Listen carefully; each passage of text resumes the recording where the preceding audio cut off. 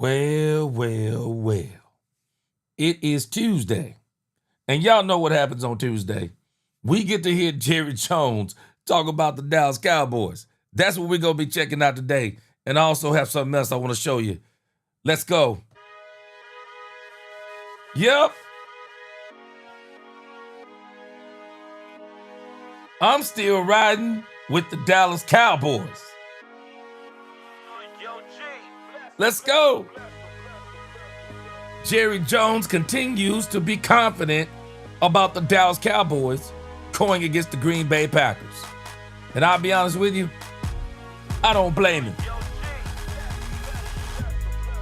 Welcome, Cowboy fans and Cowboy haters alike. I'm the G, and I'm the host of Let's Talk Cowboys, where we talk facts. And if you like this video, this live stream, don't forget to like, share, subscribe, hit that notification bell. Just know the next time we post another video or go live, and we are live.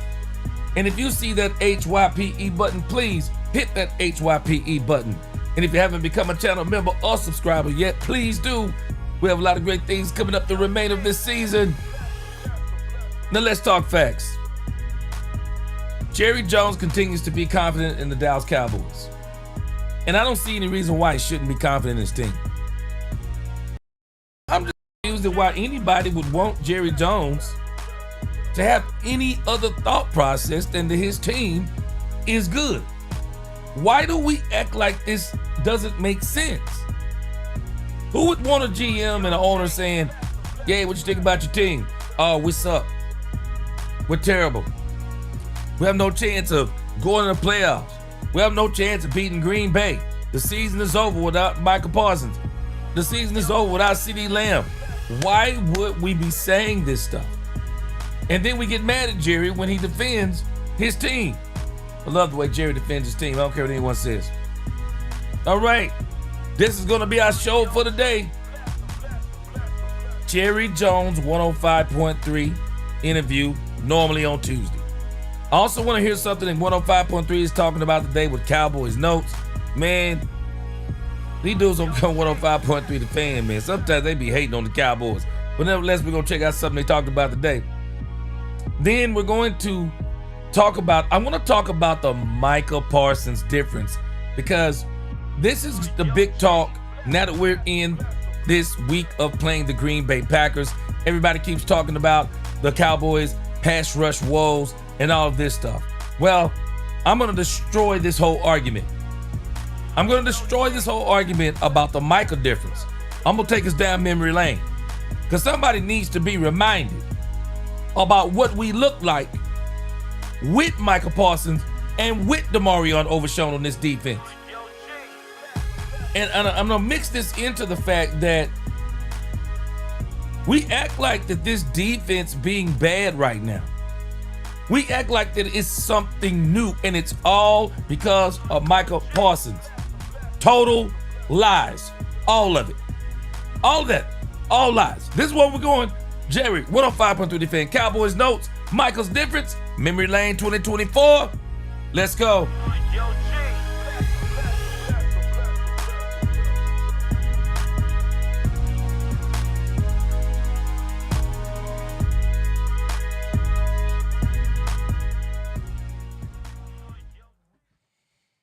Let's get a quick roll call going. Justin Durham. What's going on, my brother? Good to see you. Big Moss Dog. What up? Big Moss Dog said hit that like button. Dolores Betty Boot. What's going on? Raymond Martin in this thing. What's going on? Things are going well today. Had to take care of some things, so I'm on a little bit late. Mose Logan. What's going on? Lock and D. Welcome back to the congregation. Daniel Lim. My right-hand man, what's going on with you? You got a new little avatar there. I can't quite see it. I'm about to blow it up and check it out later. Ron Hanna, the regular in this thing. He said, "Gee, you heard Clarence Hill ask Jerry about a Michael tribute after thinking he better die. Jerry wasn't gonna do no doggone tribute. I ain't believing it for a second. Wasn't gonna happen." Vado Salas, what up? David J up in this thing. LaQueen, my sister from the beginning. Prayers up. Hope recovery is still going well. The Queen said, I still say we should alternate between Dak and Milton Sunday because Pauls are going to be on the prowl for Dak. Just saying. Nah, they're trying to win this game. They're trying to win this game. Not going to do it. Lee, a.k.a. Headhunter, what's going on with you? Dak owns a bad... Dak owns a bad defense. What up? Ty Howard in this thing. Derek Jones, what up with you? John Jones, he said, what up, G Money? I said it's a New Jack City. Juice, man. Like Gucci, man. What else going on with you? Lonnie Cabal up in this thing. Zakira Gaston, what's going on? Good to see you. Davion Wallace, my man. He said, DC4L, let's get it. I'm with you, let's get it. Michael Howard, Bernard Fields up in this thing. What's going on? Randy Will, he said, G, keep spitting the truth. Appreciate you. Whoa, hey, we really gonna spit the truth today. Randy Will, some people might not be happy. Newhouse fam, what up, regulator? Paris, Padi, Carlock, what's going on with you? Jesus Rivera, what's going on? Christian Legal, my sister from the beginning. Nisi, she said it's Nino Brown making an appearance tonight. No, hey, that's only on Overreaction Mondays, Nisi. He said, guess who back? I'm gonna guess it's C-Base because I can see it. What's going on, C-Base? Good to see you. Douglas Harrison up in this thing. Robbie Thetford, DC4L, Mr. Brightside. What's going on? Carl Jones up in this thing. Nisi said that every team believes they can make the Super Bowl regardless of their record. Facts. They only get mad when the Cowboys said. Sadiqa, what's going on with you? All right, let's get this thing going. I'll get some more y'all as we get in this thing. Kimbo88, what's going on? I'll get some more you guys. Hey, let's get this thing going. Hold on. Let me say it. It's the real estate vet. What's going on with your real estate vet? What's going on? Carl Alder just pulled up in a 72 Chevelle. What's going on with you? Robert Dudley, what up with you? Yeah, it's a new week. Yeah, we over. Hey, and we getting over these games quicker, man. We already over this Chicago Bears loss. We on to the next thing. What's going on? We them boys. True Texan. What's going on with you? Good to see you. 5 points of the star. What up? What up? I can't say, I can't go without saying Michael Smooth. What up with you? All right. So, Jerry Jones, 105.3 The Fan. I guess where I struggle. J. Lou, what up with you, J. Lou? Cool Joe in the house, 103. I mean, the 903, what up with you? I guess where I struggle is why would people think that Jerry's going to say anything else? What is Jerry supposed to say as they ask him things about his team? I believe Jerry is confident in his team. I know that don't sit well with some people, but he's just still confident in his team. And I like the fight in Jerry. Because Jerry is basically saying that, hey, he don't think injuries are going to stop his team. And I really do think the Cowboys may play. I don't think they may. I think they are. Byron Joe David, what up with you? Goldeye, what up, Goldeye? What's going on? Rod, my brother, what's going on? I don't think there's anything wrong with what Jerry is saying. I don't understand. Why would anybody want Jerry to say anything different? Jerry's not a content creator. I mean, he's a marketer, but he's not a content creator. He's not a media member, even though the media loves Jerry. Jerry Jones is the owner and GM of the Dallas Cowboys. He put this product together that we're watching. If there's anybody that better be confident in it, it is Jerry Jones. He better be confident in it. And every opportunity he get, he needs to tell people he's confident in it. He don't need to be telling people, yeah, man, I'm not. What? Man, Jerry needs to be confident in what he has. And I do believe that Jerry believes that the depth that he has on this team is good enough. Because I'm telling you what the Cowboys are doing. The Cowboys, it is very obvious when you look at their schedule. The Cowboys are trying to make it to the bye week. That's all they're trying to do. The Cowboys feel like if they can make it to the bye week, and I'm thinking, what is it? The bye week, I think after this game, there'll be 5 games before the bye week. I think that's what it is. The Cowboys want to either, they're hoping they can be 5-4, 6-3, 5-4. They're hoping they can be at a number like that so that when CD comes back, Booker comes back, Overshown is healthy. And I'm telling you, y'all might not believe this, but Overshown, when he comes back, everything changes. Everything's going to change. The defense will get better. But I do think the big decision for the Cowboys, is at safety. I mean, these other positions, I don't think they'll have a problem with those. I think where they're struggling to make a change, and I want to see if they do it this week, I think they're struggling with the safety position because they gave Donovan Wilson, the team voted Donovan Wilson as a captain. And now we're watching Donovan Wilson and Malik Hooker, and they just, and guys, we're going to have to stop saying that this scheme and come on, man. They running cover 2. They running cover 2 and quarters. I mean, you're talking some of the most, they're running zoned. I mean, they're running some of the most basic stuff. When you go back and look at the tape, I mean, Malik Hooker and Donovan Wilson, some of it's bad play. It's a combination of these 3 or 4 things. Some of it's bad play. Some of it's great play design.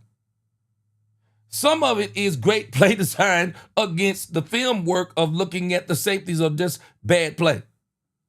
And if we're saying it's personnel, well, one of the biggest examples of this is Malik Hooker and Donovan Wilson.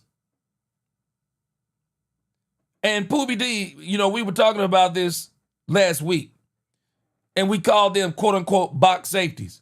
Well, if they can't play safety, they're really not safeties. If they can't keep everything in front of them, if they can't read simple zone as safeties, they're not safeties. They are safety hazards. That's what they are. And so the tape is dictating they shouldn't play. And so that's why I'm wondering, I'm like, okay, hold on a second. Is Brian Schottenheimer using some kind of psychology? Because Brian Schottenheimer said yesterday that Donovan Wilson and Malik Hooker were going to guarantee the change that they're going to make.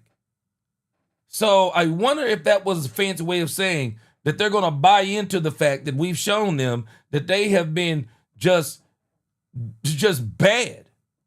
That we need to rotate in Wanye Thomas and Marquise Bell.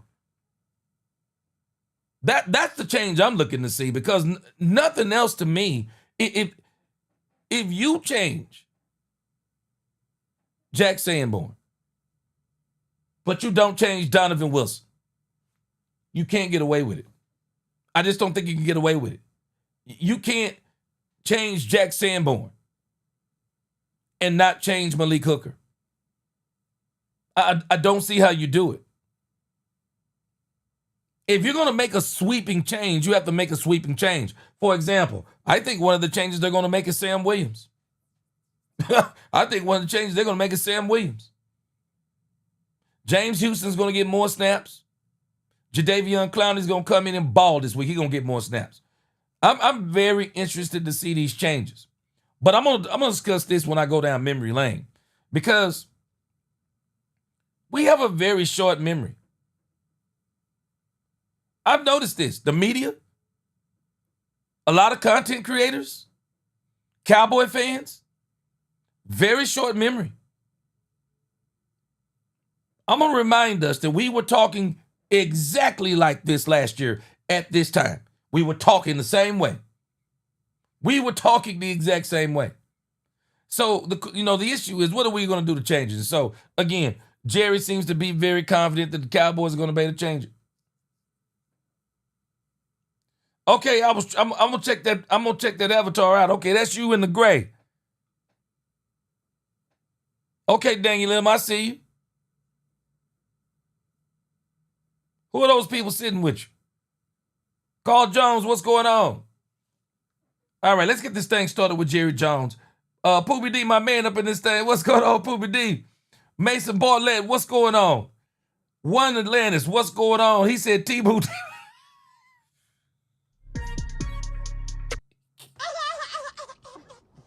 I see you, One Atlantis. This man said T-Boo defense. Lisa Worley, what up? Irving Green. All right, let's get this thing going. Let's get this thing going with Jerry Jones on 105.3 The Fan. Boy, Jerry Jones, never a dull moment with Jerry Jones. Myself, us, and I think a lot of Cowboy fans need a little pick-me-up, Jerry, with this injury news with CeeDee Lamb and Tyler Booker and these high ankle sprains. Your reaction to how long you think they'll be out and the effect on your football team? Well, first of all, it's quite a challenge, especially in light of the fact in the offensive line. We'll start there. We don't have BB that was is our starting center. Although we played pretty well there the other day, if you can play well in that kind of loss. But still, that brings us to a couple of key injuries there in that offensive line. And the good news is that we've got guys like Guyton and guys like Steele that are playing better. And so, and we do have depth there in the offensive line. We had more depth. We lost that in training camp. And so, as usually happens, you have these challenges within a position. I don't know how that manages to work, but when you get one injury, sometimes at, let's say, corners or offensive line, it seems like they come in a rash. But we'll get those guys back pretty quick. As high ankles go, initially here, they aren't on the extreme end, which means returning quicker. But as to when they return, it really depends upon the player and his tolerance for some early initial pain as he's rehabbing from his injury, so that he can get started out there sooner and have more, let's say, some more emphasized or a more active rehab. So those are going to be quite a challenge for us. And obviously the one you didn't mention, Lamb, is quite a challenge, especially playing this Green Bay team, an outstanding Green Bay team. So Lamb's going to present quite a challenge for us, and going to have guys like Pickens and those guys step up for us. Jerry, does CeeDee's absence force you guys to kind of temporarily change the design of the offense? Well, anytime you don't have CD out there for our offense, and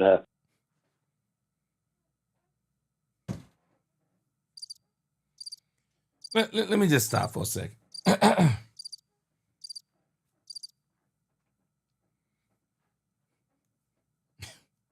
let me just get it together. Do y'all just are y'all not understanding what people do to Jerry Jones? I just want you to just think about some of these questions. Hold on a second. With CeeDee Lamb gone, does that change the way your offense goes? You're going to have.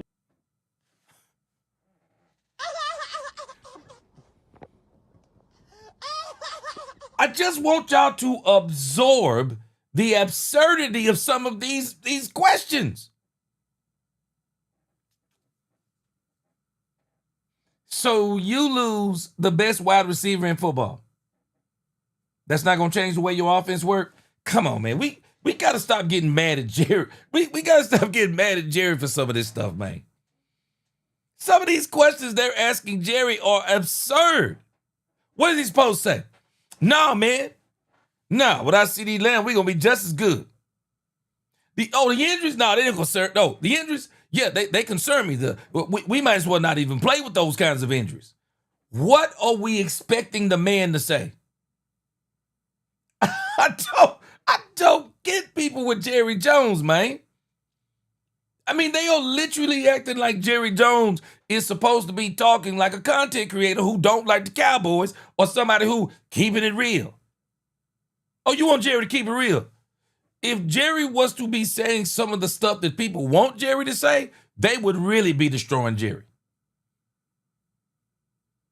I mean, these are just really, they're just mundane questions. Yes, the offense changes without CD Lamb. The offense changes. We already heard Michael Irvin last night when we did Cowboys After Dark. Michael Irvin said it's going to take a Herculean effort. It is. But the one thing that your team has to do, injuries are a part of the game.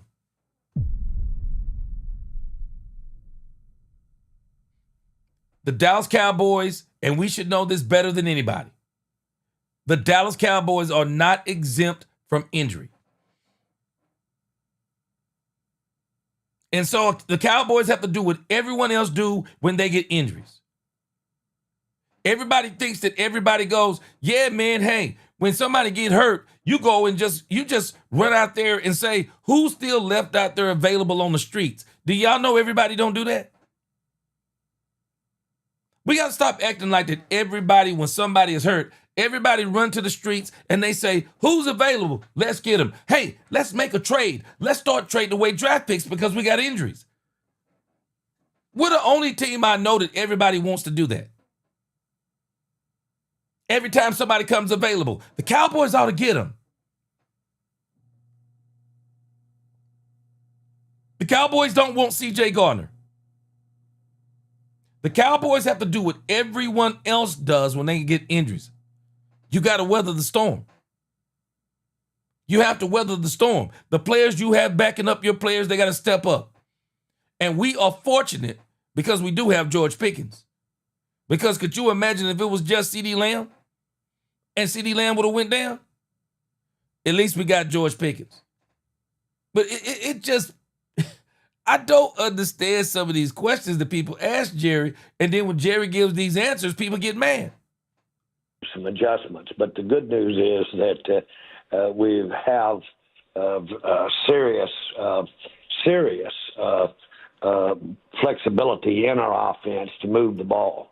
I couldn't be more pleased with how we're blocking it up and how we're executing our running game. Mm-hmm. And make no mistake about it, Green Bay will be out to make a stop in that running game. And we're going to have to really be on our best game, so to speak, with the Green Bay team. And Mike is sitting over there, which I'm sure you'll get to later. But the whole point is that this is par for the course relative to today's NFL, relative to dealing with short hands in terms of personnel. But good news is we got Clowney teed up and ready to go, and we've got some adjustments we can make, we think, can give us a better pass rush out there that you'll see when we line up against Green Bay. Jerry Jones joined us here at 105 to the Fan. All right, looking back on that play where CD got hurt, I know it's hindsight, but was there any regret to running him out of the backfield? Are you okay with using him in that way moving forward?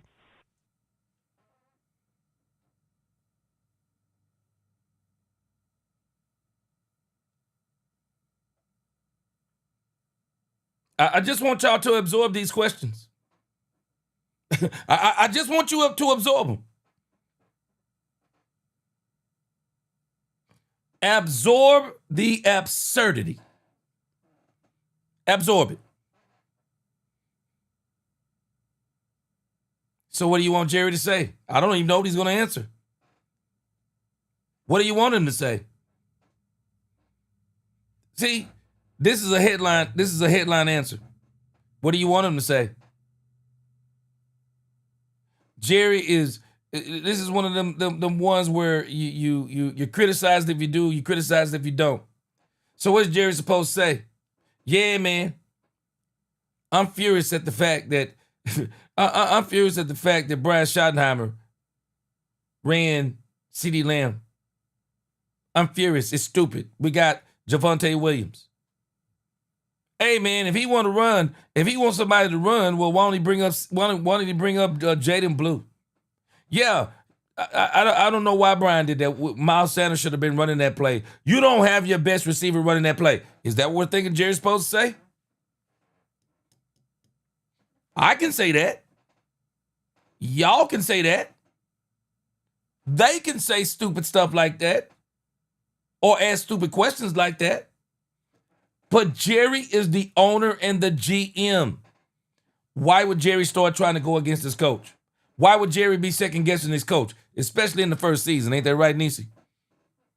Why would he be second-guessing him in the first season? Probably won't second-guess him in the second season if they winning. But why try to create this kind of division?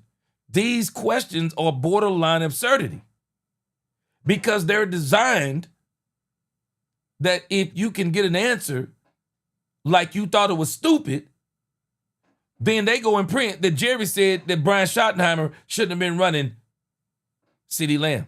I don't even know the answer. Let's hear it. Very much. There's no regret, no. That goes with it. That's been an effective play for us over the last few years, one that we will. He's right, but I think they should take it out of the playbook. Take advantage of when he gets back. But those injuries, that injury during the course of that ball game was he was exposed at the right time. We needed him and everything he could bring at that time in that ball game. And when you look at that play, I'm still, now me, I can do this. I don't work for the Cowboys. But just me, and this isn't even hindsight 2020.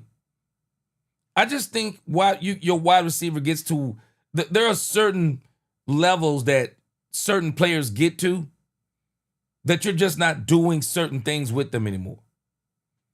For example, Dak Prescott. You're not running Dak Prescott on quarterback sweeps no more and 5, 6, 7, 8 read options in a game. That's not Dak Prescott's game anymore. Even your wide receivers have to get to a point that, okay, they're not the ones that are running these end and arounds and running these reverses because they're a little bit older. Let's get a younger receiver if we want to do that. Let's do that. Or, figure out other people who can do some of those type of plays. I mean, some of these players, they graduate towards other things. And the timing of the call, I just didn't like it. You're playing against a decimated secondary, and this is the best way you can figure out how to get CeeDee Lamb the ball. This is the best way you could do it. It just didn't make sense to me. Michael Irvin was saying the same thing. Didn't make sense to him. So I don't agree with it. But at the same time, I'm not the coach. Brian Schottenheimer decided to run it, and there is no way that Jerry should be sitting around talking about disagreeing with his coach, which is exactly how these questions are designed. These questions are designed on borderline absurdity. And then when Jerry gives the answers, oh, did you hear what Jerry said? What is he supposed to say, man? What is he supposed to say? I don't understand it. So, Jerry, in regards to the game itself, what went wrong against Chicago when you looked back at it? Dominique, appreciate you regulating. You and Poopy D, appreciate you. I thought as we went in at the half, and I'm going to not get into parts of the first half, but I thought as we went into half, we'd had the ball so much during that first half, our offense had. And it was a hot day. And I really thought that we had them in a spot to wear them down and really have our will the second half. And that made it even more frustrating because when they came out, we had a short possession, had a big play, big sack against us, and that we had to punt that ball. Well, then when they kept that ball that length of time, I thought that was one of the decisive points in the ball game, and that surprised me. I wouldn't have thought that. The Chicago Bears 19 play drive in the third quarter.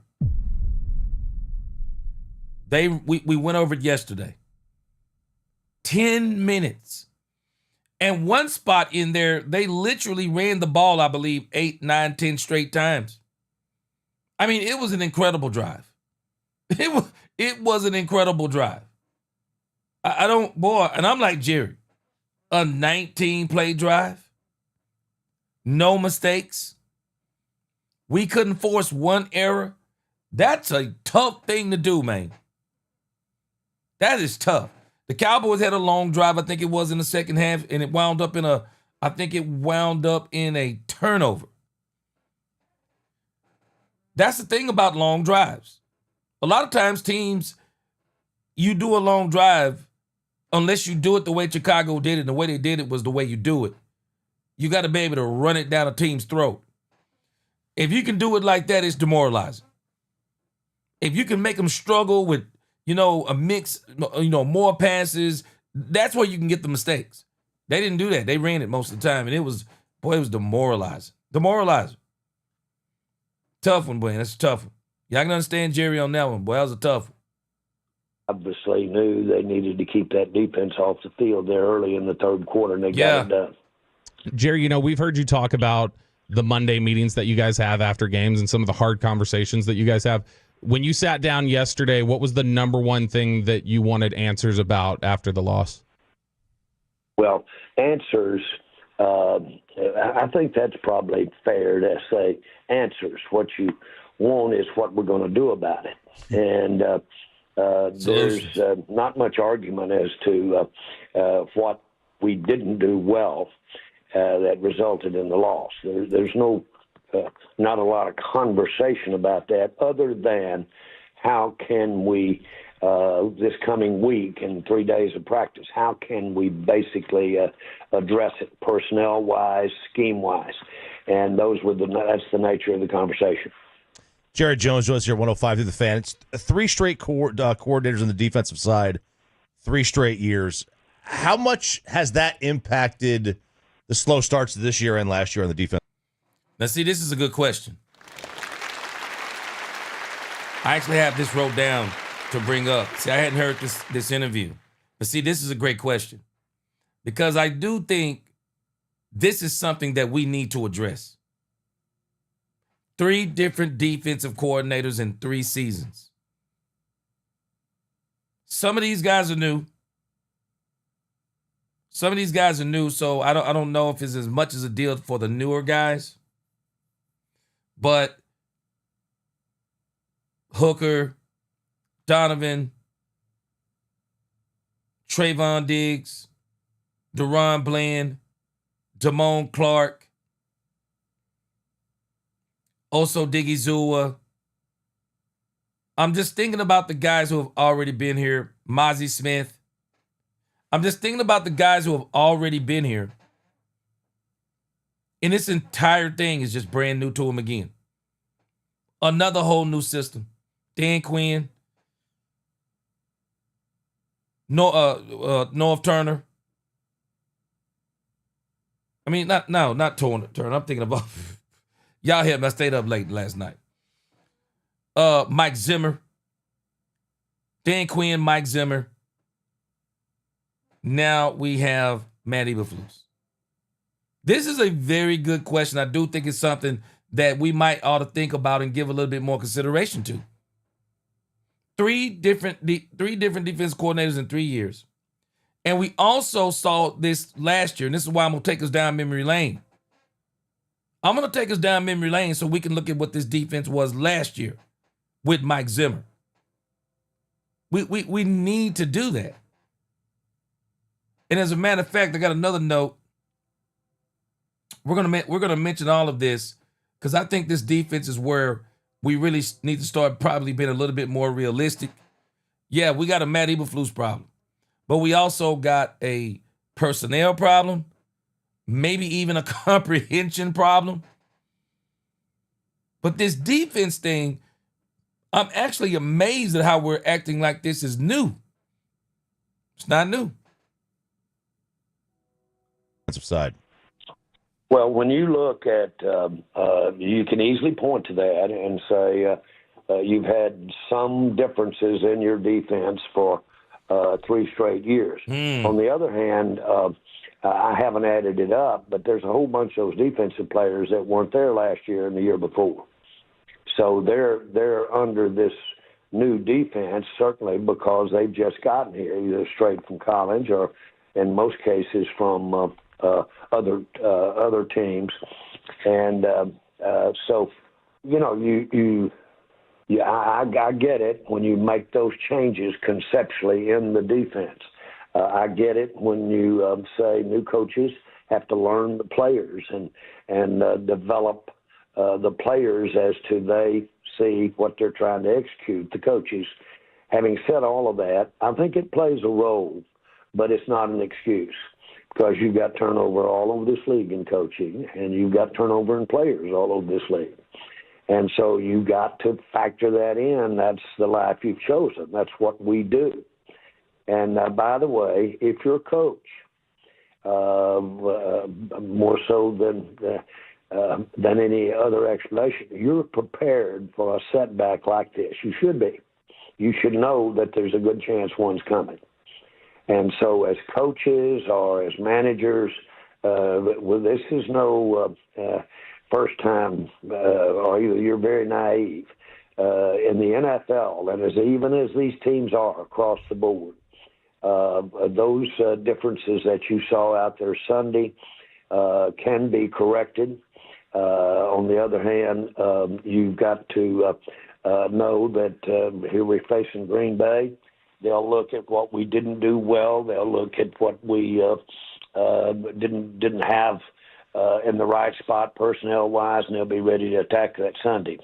That's what makes this league so special and so great, because everybody's playing with good players. Jerry, y'all said right after the Micah deal that you could scheme up pressure, and that just really hasn't happened to this point. Has that been? Have you all not tried to be scheming it up? Have you tried and you just haven't executed? What's been the biggest issue there? Well, we had a perfect storm. We had the play on the front didn't match what we were doing in the back. A zone defense is a safe defense. It should allow, played right, it should allow shorter games, but not big plays. And, of course, if you do a zone defense and you limit your rush by numbers, then that's the perfect storm against you. You've got to be able to stop the explosive plays. And when you don't have it, then you have to make adjustment. And we did that really, frankly, the first drive. We had some adjustment and put a little pressure on in there. But the answer is yes, yes, yes, we've got to have more pressure. Jerry, are you expecting Deron Bland back this week to kind of help things in the secondary? I don't want to get out over our skis here. It's a good possibility we'll have him. Jerry Jones joining us here on 105 Through the Fan. Jerry, could some of the issues with the execution, particularly in the secondary, become so persistent that you guys begin to make changes to the lineup? Well, that's the issue. We have depth, and we certainly have help on the way.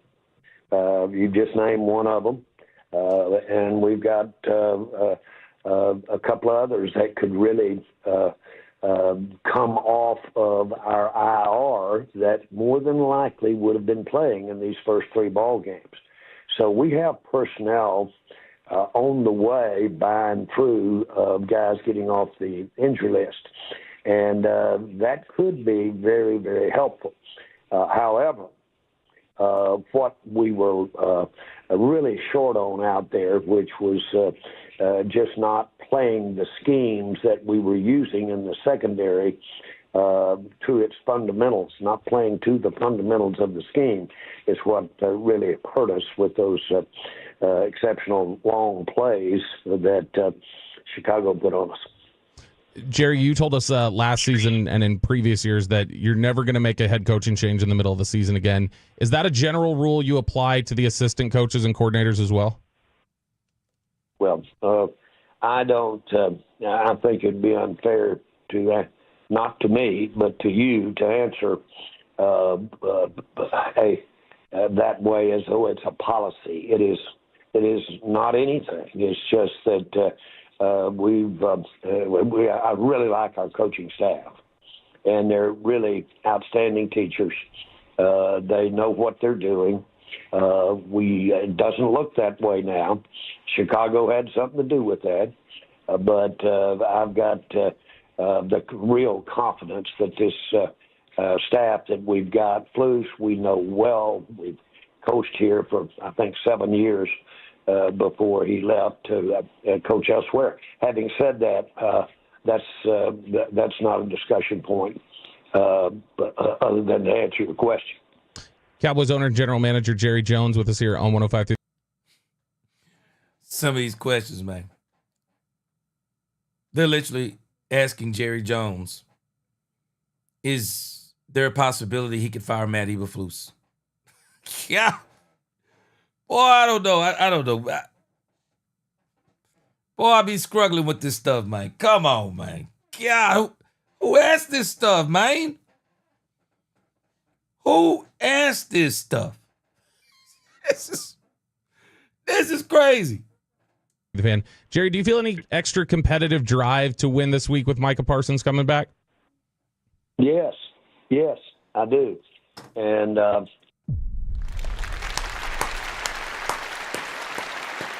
right. Can we get somebody with some? Can we get somebody with some? I'm sorry, but some people may disagree with this. This is exactly what I want to hear. This is what I didn't hear last week, and it was very disappointing. It was very disappointing. How in the world are you going to play Matt Eberflus's ex-team that kicked him out the door, threw his clothes out in the street in the mud, ran over his clothes, backed up over him, and splashed mud on Matt Eberflus's face? How you going to play that team? How are you going to play that team? And people start asking you, hey, is this a revenge game? Hey, you ready to get back to Chicago? No, the guys, we're not going to get too high, too low. We're going to stay for kill. Not me. Yeah, we ready to go to Chicago. Yeah, we got this on the bulletin board. We getting this one for Matt Eberflus. I want that kind of swag. Jerry Jones ought not be the. I'm sorry, Jerry Jones ought not be the only one with this kind of swagger right here. Somebody ought to have some swagger talking about, I'm ready for the Green Bay Packers. Somebody ought to say it. All this old doggone politically correct stuff. Come on, man, this is football. You are scared if you don't want to give a team bulletin board material. Yeah, let them have bulletin board material because we got bulletin board material. We winning this game for Matt Eberflus. It's like we're afraid. We're afraid to do and say stuff like this. I like this answer. I don't care what nobody say. Somebody ought to be saying it. Shoot, hey, I'm ready. Yeah, extra incentive. Michael Parsons on that team. I traded Michael Parsons to that team because I have every intention on my team beating them. I want them to make that trade look good. I want them to make it good with Kenny Clark, and I want us to go and smash on Green Bay. Man, I love this answer that Jerry gives. Nisi, facts, GC said this was the talk after the Saints game, and we turned it around. Nisi, we're going to talk about it again today. I'm going to go even deeper on this conversation today. I love this answer that Jerry Jones is giving. I love it. Standing ovation, Jerry, for me. Somebody ought to be fired up, man. You getting to play Michael Parsons? Running around here acting like, yeah, He gonna kill Dak Prescott. But why don't you stop him from doing it?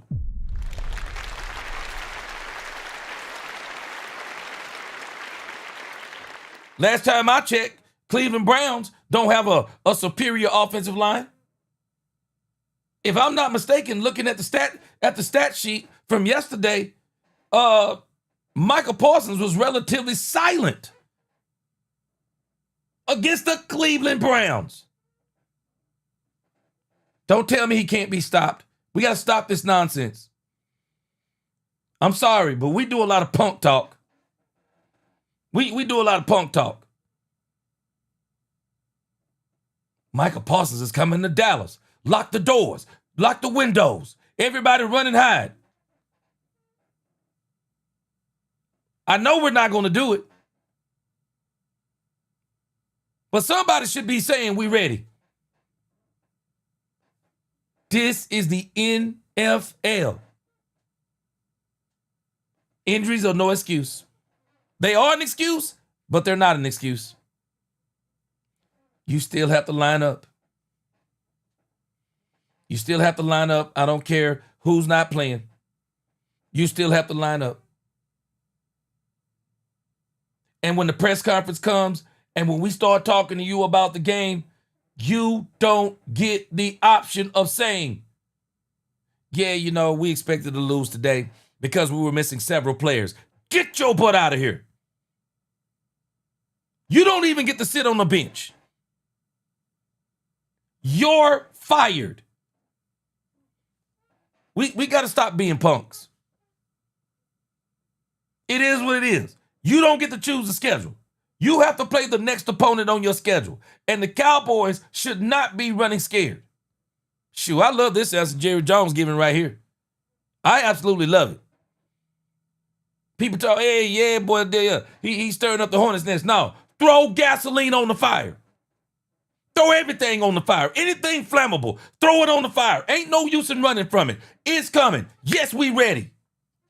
I don't care how many players we missing. We got to stop this punk stuff. We do a lot of punk stuff. We afraid of people. I hope the players don't think like this. Everybody ought to be talking like Jerry talking right now. Yeah, we ready. It's finally here. Yeah, we ready. I think that, of course, I have said this time and time again. I think the world of Micah. And as an individual, and of course, know him well. And I might say I wish him well, except it's obvious I don't this weekend in terms of Green Bay winning the ball game. And so it makes for an exciting time, and I'm anxious to see if over the years when I saw Michael's mitigated, when I saw teams playing pretty well, which he's going to make some plays no matter how you play. But when I saw people play us well with Micah in the game, and it did happen, then obviously we'll be looking to try to run those kinds of plays.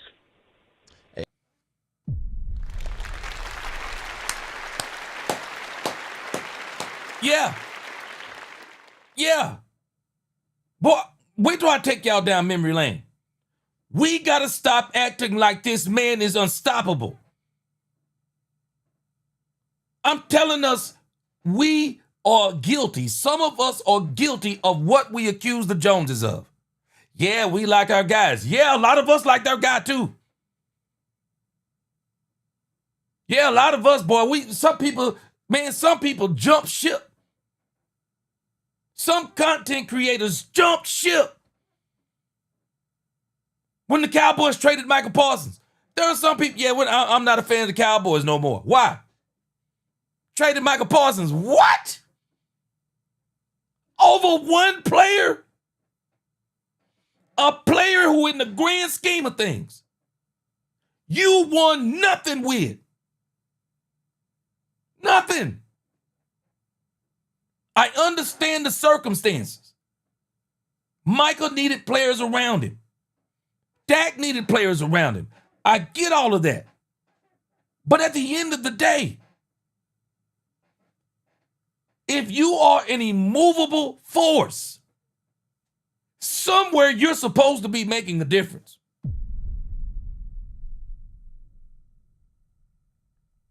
I'm telling this, man, sometimes the picture we paint in our head is not the real picture. The picture we paint in our head is not the real picture. We have to stop acting like this man is unstoppable and understand this. The problem that the Cowboys are going to have with the Green Bay Packers is not Michael Parsons. I'm telling us we're in la la land. We've been having problems with the Green Bay Packers for years. Years. We had Michael Parsons in 2023, and we had problems with Green Bay. There is no way that we're going to get to this game and all of a sudden start saying, man, Michael Parsons is going to be a problem. We got to watch out for Michael Parsons. He's going to be the least of our worries. He's going to be the least of our worries, I promise you. The Green Bay Packers were good before he stepped on the team. I'm tired of people with this punk talk. We do a lot of punk talk. We are so enamored with Michael Parsons that we created this unicorn. I mean, this is becoming Cooper Rush unicorn stuff almost. We're literally acting like that the whole season that we're going through right now, we're 1-2 because Michael Parsons isn't here. The Chicago Bears beat us because Michael Parsons isn't here. The New York Giants put 37 points on us because Michael Parsons is not here. The Philadelphia Eagles, we could have won that game with Michael Parsons. We didn't win those games last year with Michael Parsons. This is lunacy. And somebody got to say it. I know some of these folks, they're in love with Michael Parsons. I'm a Dallas Cowboy fan. Not a Michael Parsons fan. I don't dislike Michael Parsons. But the dude is no longer on the team. This is why even Brian Schottenheimer said, who? I don't think people got what he was saying. Who? Why are we going to keep talking about him? We're not going to talk like we're afraid of him. I don't understand people. It's inevitable. There is nothing that anybody could say that's not going to make Michael Parsons be ready to play the Cowboys. There is nothing nobody can say, and there's nothing that nobody can't say as in being silent. I love what Jerry Jones did. Standing ovation. Standing ovation. I hope when they interview some other players this week and they answer about Michael Parsons coming to town, I hope somebody say, we ready.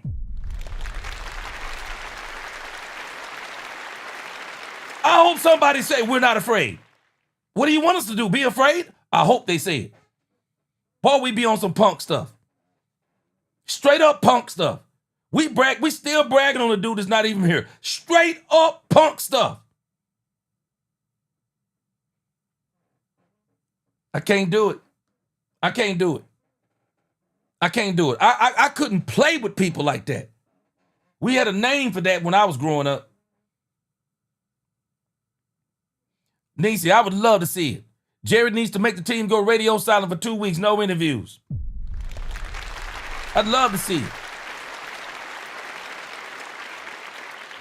Los Texas DJ Services, he said, what up, G? Amazing work you do. Thank you. Man, I'm telling us. This is punk stuff. This is punk stuff. If I were the Cowboys, man, I'm telling you, I don't care what nobody say. I'm fired up. What's going on, Miss Matrix? I wish I was on the Cowboys team. They wouldn't be able to hold me. I'd be fired up. I'd be so ready for this game. Shoo, I'm ready. I'm ready. Ask me a question about Michael Parsons. I'm ready. Bring him. We waiting. We've been waiting. Bring him on. I don't understand people on this stuff. Poobie D, you're exactly right. Our secondary is getting destroyed. I'm wondering if they're going to change out Damone Clark. Donovan Wilson and Malik Hooker. That's who I'm wondering if they're going to change out. But again, Hey, I love this answer Jerry giving right here. After acquiring Kenny Clark in that trade, you spoke about how important it was for you guys to be able to stop the run. Did you guys, in those discussions about what to do with Micah, determine you just couldn't put together the kind of run defense you wanted to have with Micah on the field? Well, we weren't about to give up in terms of stopping the run, had we not made the changes we made. But you're always looking to get better. And we should have looked to get better because stopping the run has been a consistent, no matter if we've been through the coordinators over the last few years that we have. We should have continually been working on ways because when we got to the playoffs, almost invariably, our vulnerability was being able to stop the run. Now, I really like our personnel that we have in the run game and that we have inside right now. And again, we have some help on the way with our linebackers. So, again, every team has some help on the way, but we certainly do. And so I look for us to play better because of the personnel. Jerry Jones. And yes, we do have as good a guys in the middle as we've had in a long time. Jerry Jones, brought to you by your North Texas Ford dealers. Ford is the best in Texas. I've been dying and waiting since California to ask you this question. I've waited for today because it has to do with a famous Jerry Jones line and statement and saying that, of course, is attributed to you. Don't let your money get mad. Jerry, do you think with the Micah deal that you let your money get mad and it just became a little bit too personal versus a football decision? Absolutely not. Not at all. It was nothing personal. I told you I like Micah. And there was no issue regarding, as much as people wanted to make that of it, there was no issue regarding feelings relative to the negotiation. Certainly not on my part. It was just par for the course. And the facts are the negotiation was ongoing. Now, people made a lot of that we weren't talking. I had on the table the best I could do, period. Mm-hmm. And really, I wanted to see if by chumming it up out there that we could see what Micah might be worth in trade value. And that was the plan all the way through, quote, the negotiation. And so there's as a matter of fact, cool as a cucumber as far as feelings or as far as flaring.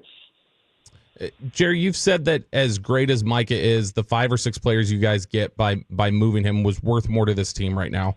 Why did you decide other players in big money contract situations like CD and Dak were more valuable than the potential 5 or 6 players?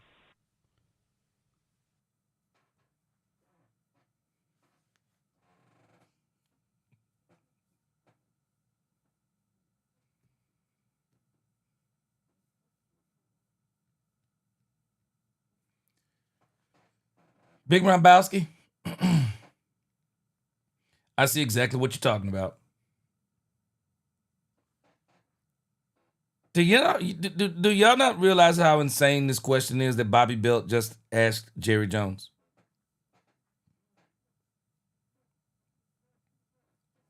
He's asking Jerry Jones. Let's just really just break this down, what he's asking. He's asking him, so you made a decision that the players you're going to get from the draft picks are more valuable than Michael Parsons. But you're saying Dak Prescott and CeeDee Lamb were more valuable than players that you could have got from a trade.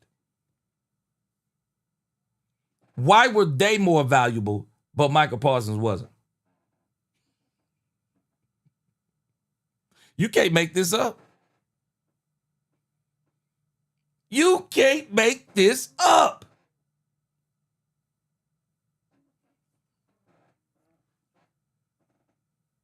A lot of people don't understand when you start talking about specific players. I don't know a team in the league when it comes to a franchise quarterback, that they're not going to choose a franchise quarterback. And this is where Michael Parsons, let me tell you about Michael Parsons. He's a shrewd operator.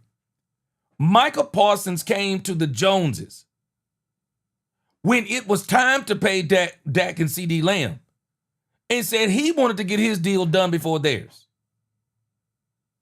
The unmitigated gall to want to get your deal done before the franchise quarterback and a wide receiver. Most people are going to choose the franchise quarterback over an edge rusher. And it is elementary, my dear Watson. Why?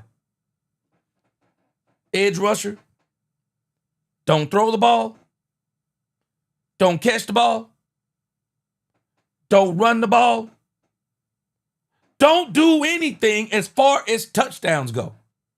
And I've already given us the evidence. Show me the edge rusher. Show him to me. Show me the edge rusher in the last 5 years. Show me the edge rusher that has gotten the Super Bowl. Show me the edge rusher that has been the difference in getting Super Bowls. Show me. I can show you defensive tackles. Max Crosby, no Super Bowls. TJ Watt, no Super Bowls. Michael Parsons, no Super Bowls. Myles Garrett, unless he get traded, ain't gonna never snip a Super Bowl. Show me all these high-paid edge rushers. Show me where they're making a difference in Super Bowls. The only ones we could even mention, Trey Hendrickson didn't make the big play to win the Super Bowl. Nick Bosa didn't make the big play to win the Super Bowl. Teams are choosing franchise quarterbacks over edge rushers every single time because they're ball dominant. They actually change games. They change games. The question is absolutely ludicrous. The only thing he's trying to get Jerry to do is to throw Michael under the bus. Is to throw Michael Parsons under the bus, roll over him, roll back over him. That's what he's wanting to do. It is absolutely insanity. And I don't care what anyone says. You can tell me anything you want to. Jerry's money didn't get mad. Jerry's money didn't get mad. And I absolutely believe them. I'm not sure about the timeline, but I absolutely believe them. Michael Parsons, whether people want to accept it or not, Michael Parsons was already wearing on the front office in 2023. Jane Slater reported it. She said she went and talked to people in the building, and she said the only one who didn't want to trade him was Jerry Jones. Nick Harris, after he was traded, said he went and talked to trusted people in the building next to the situation, and Nick Harris said, deal with it. Everybody he talked to, it was unanimous. Michael Parsons wore on the coaches, brand new coaches, watching how he's operating. They got him behind closed doors, and I'm telling you, all those coaches said, nah, man, we don't want that. Dude, eating nachos on the sideline, laying on the doggone tables on the sideline, even if it was for a minute. It was a minute too long. This dude was being a menace. And then when he wrote that letter, I don't want to be a Cowboy no more. This is crazy what this dude is asking. A lot of people, they're also going to take a franchise wide receiver. Why? Catches the ball, runs the ball, unequivocally impacts games. You can do so many things with those two players. And it's not a matter of you're choosing those players over other players you can get. Those are the players that you need foundationally to put other players around. This is sabotage. People get mad at Jerry. They never get mad at the questions that are asked to Jerry. These questions are crazy. What do you want him to say? I hadn't heard the answers. Let's hear what Jerry says. I hadn't heard the answer.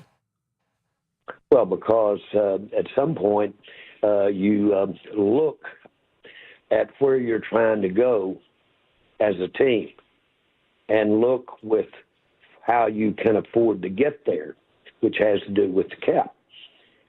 We decided 2 years ago that we wanted to go forward with Dak.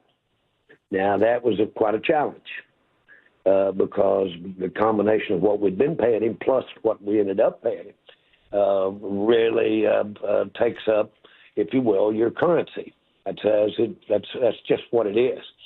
Once we decided to do that, then obviously we wanted to maximize what we can do on offense, and therein comes Lamb. And both of these guys were very, very indispensable as far as any type of plan that we had going forward.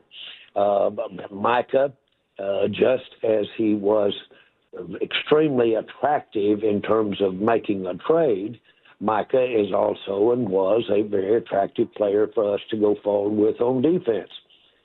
We decided after having done Dak, after having done Lamb, looking ahead at who we were going to want to do, which is very important here, looking around the corner and see if the players we've got who we're going to put in our top 6 or 7 salary-wise. We did all of that, and it came up the trade.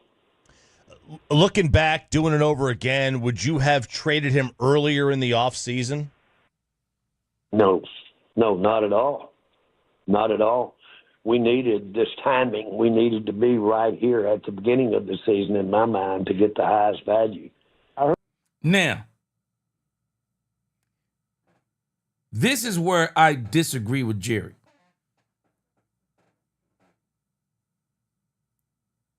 I think what wound up happening, listening to the timeline, the decision to trade Michael Parsons was not really made until after the draft. It was right after the draft. If Michael Parsons would have pulled what he pulled before the draft and said, I no longer want to be a Cowboy, I don't agree with Jerry so much right here because had he done this before the draft, Jerry might have got a king's ransom for Michael Parsons. Jerry might have got a king's ransom. I mean, Jerry literally might have got a king's ransom. He might would have got close to the doggone Herschel Walker trade.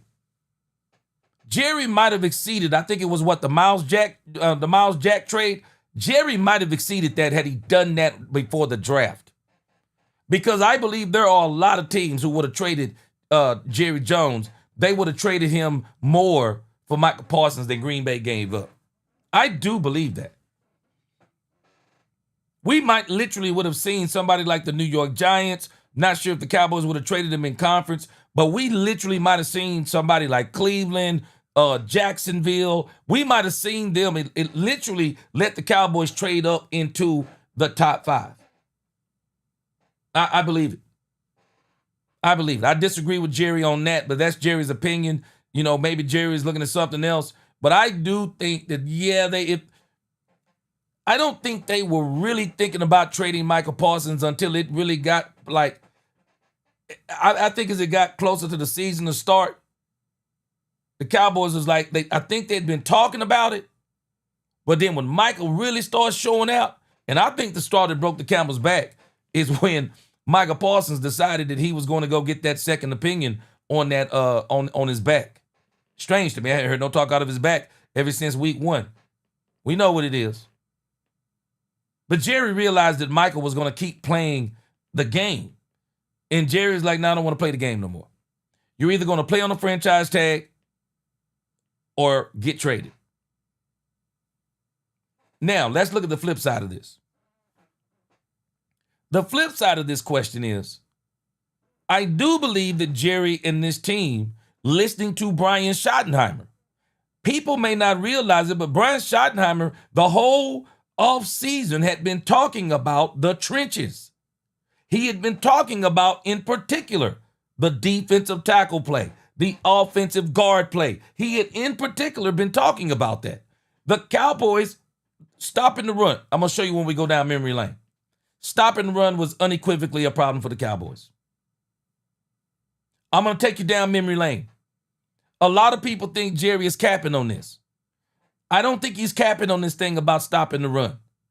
The Cowboys were literally atrocious at stopping the run. And if they couldn't figure out how to get a defensive tackle, because let's be 1,000% honest today, Cowboy fans, Mozzie Smith is a bust in terms of what the Cowboys expected. He's a bust. The Cowboys thought they had solved their defensive tackle problem. They thought they had solved their run stopping problem, and they didn't. We're going to have to be honest about that. And the Cowboys looked at, the question is, could the Cowboys in this year's draft, could the Cowboys have solved their defensive tackle situation? Could they have solved it in the draft? That becomes the question.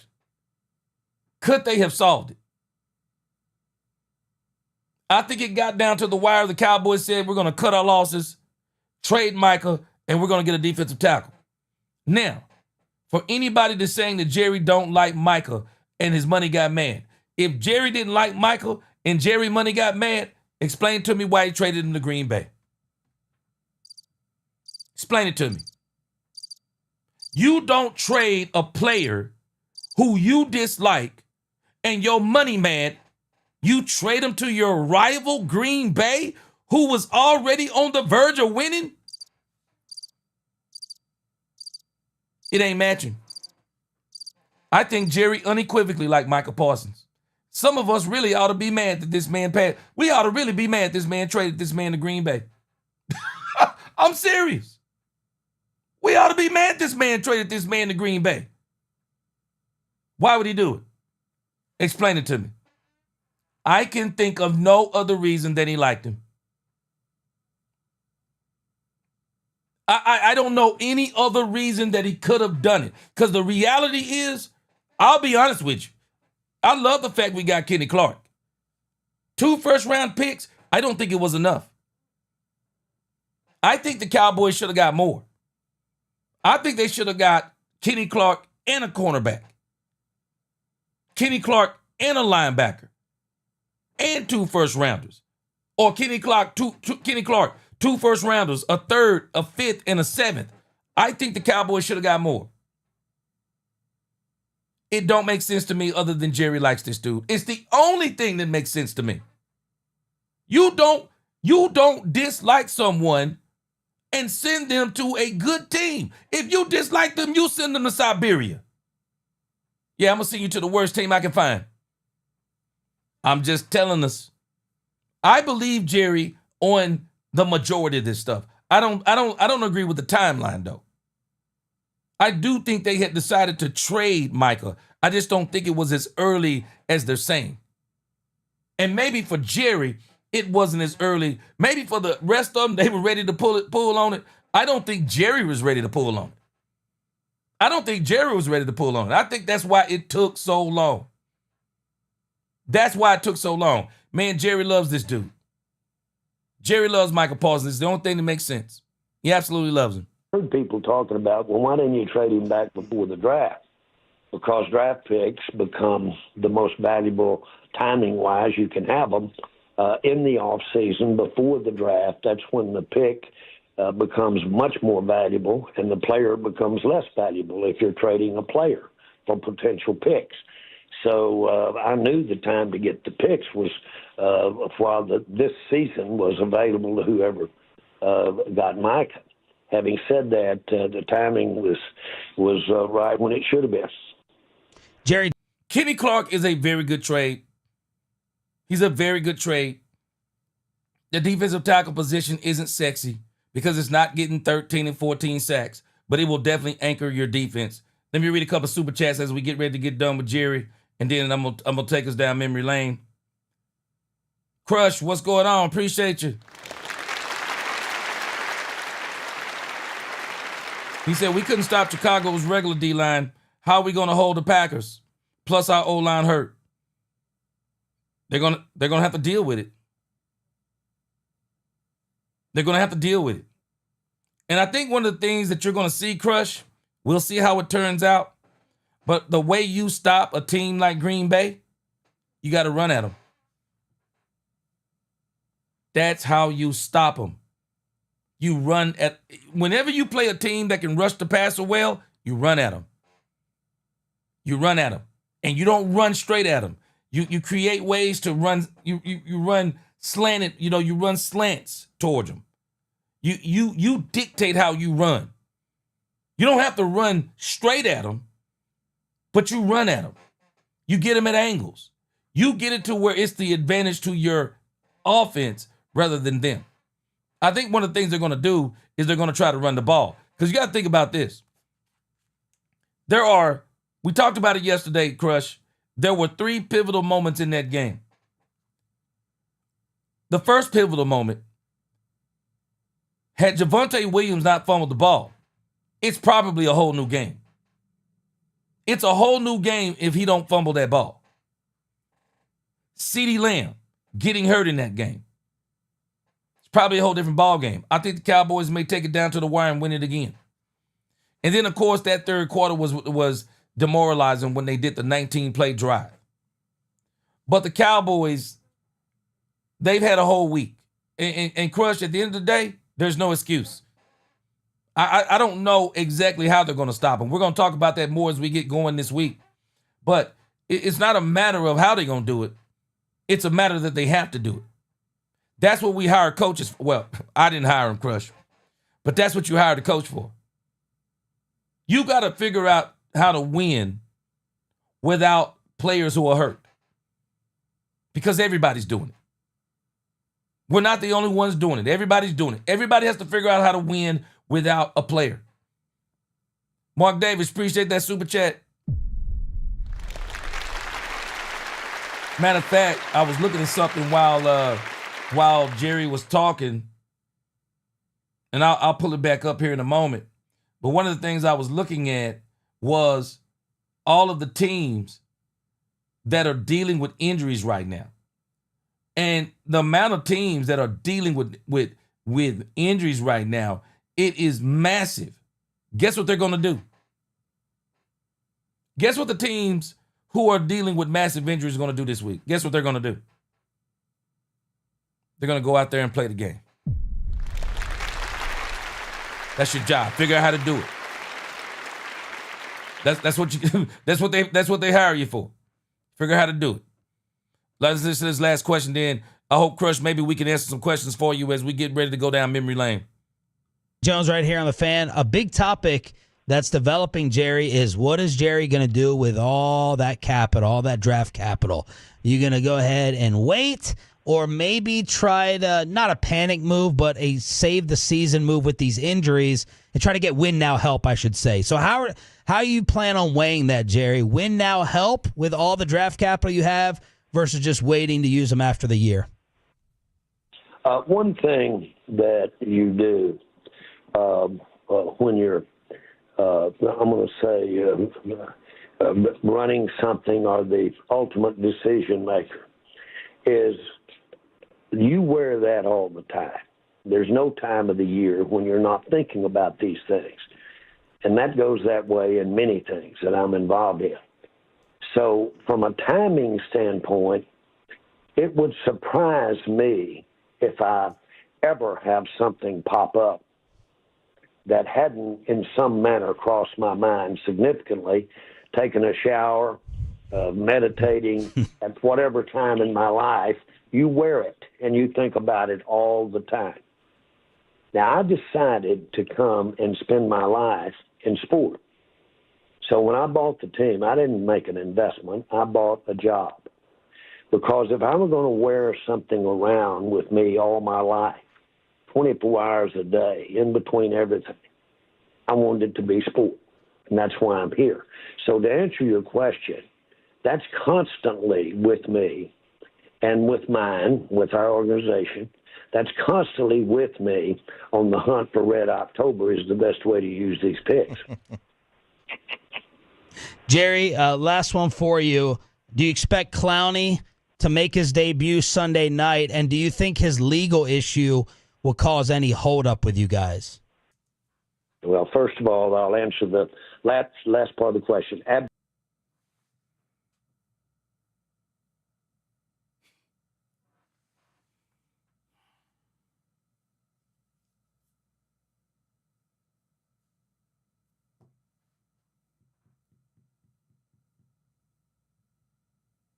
What legal issue does Jadeveon Clowney have?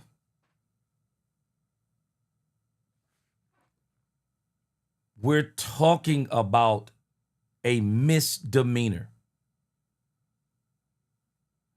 Jadeveon Clowney didn't get caught with drugs, didn't get caught driving drunk, was not out there committing a heinous crime, and we are...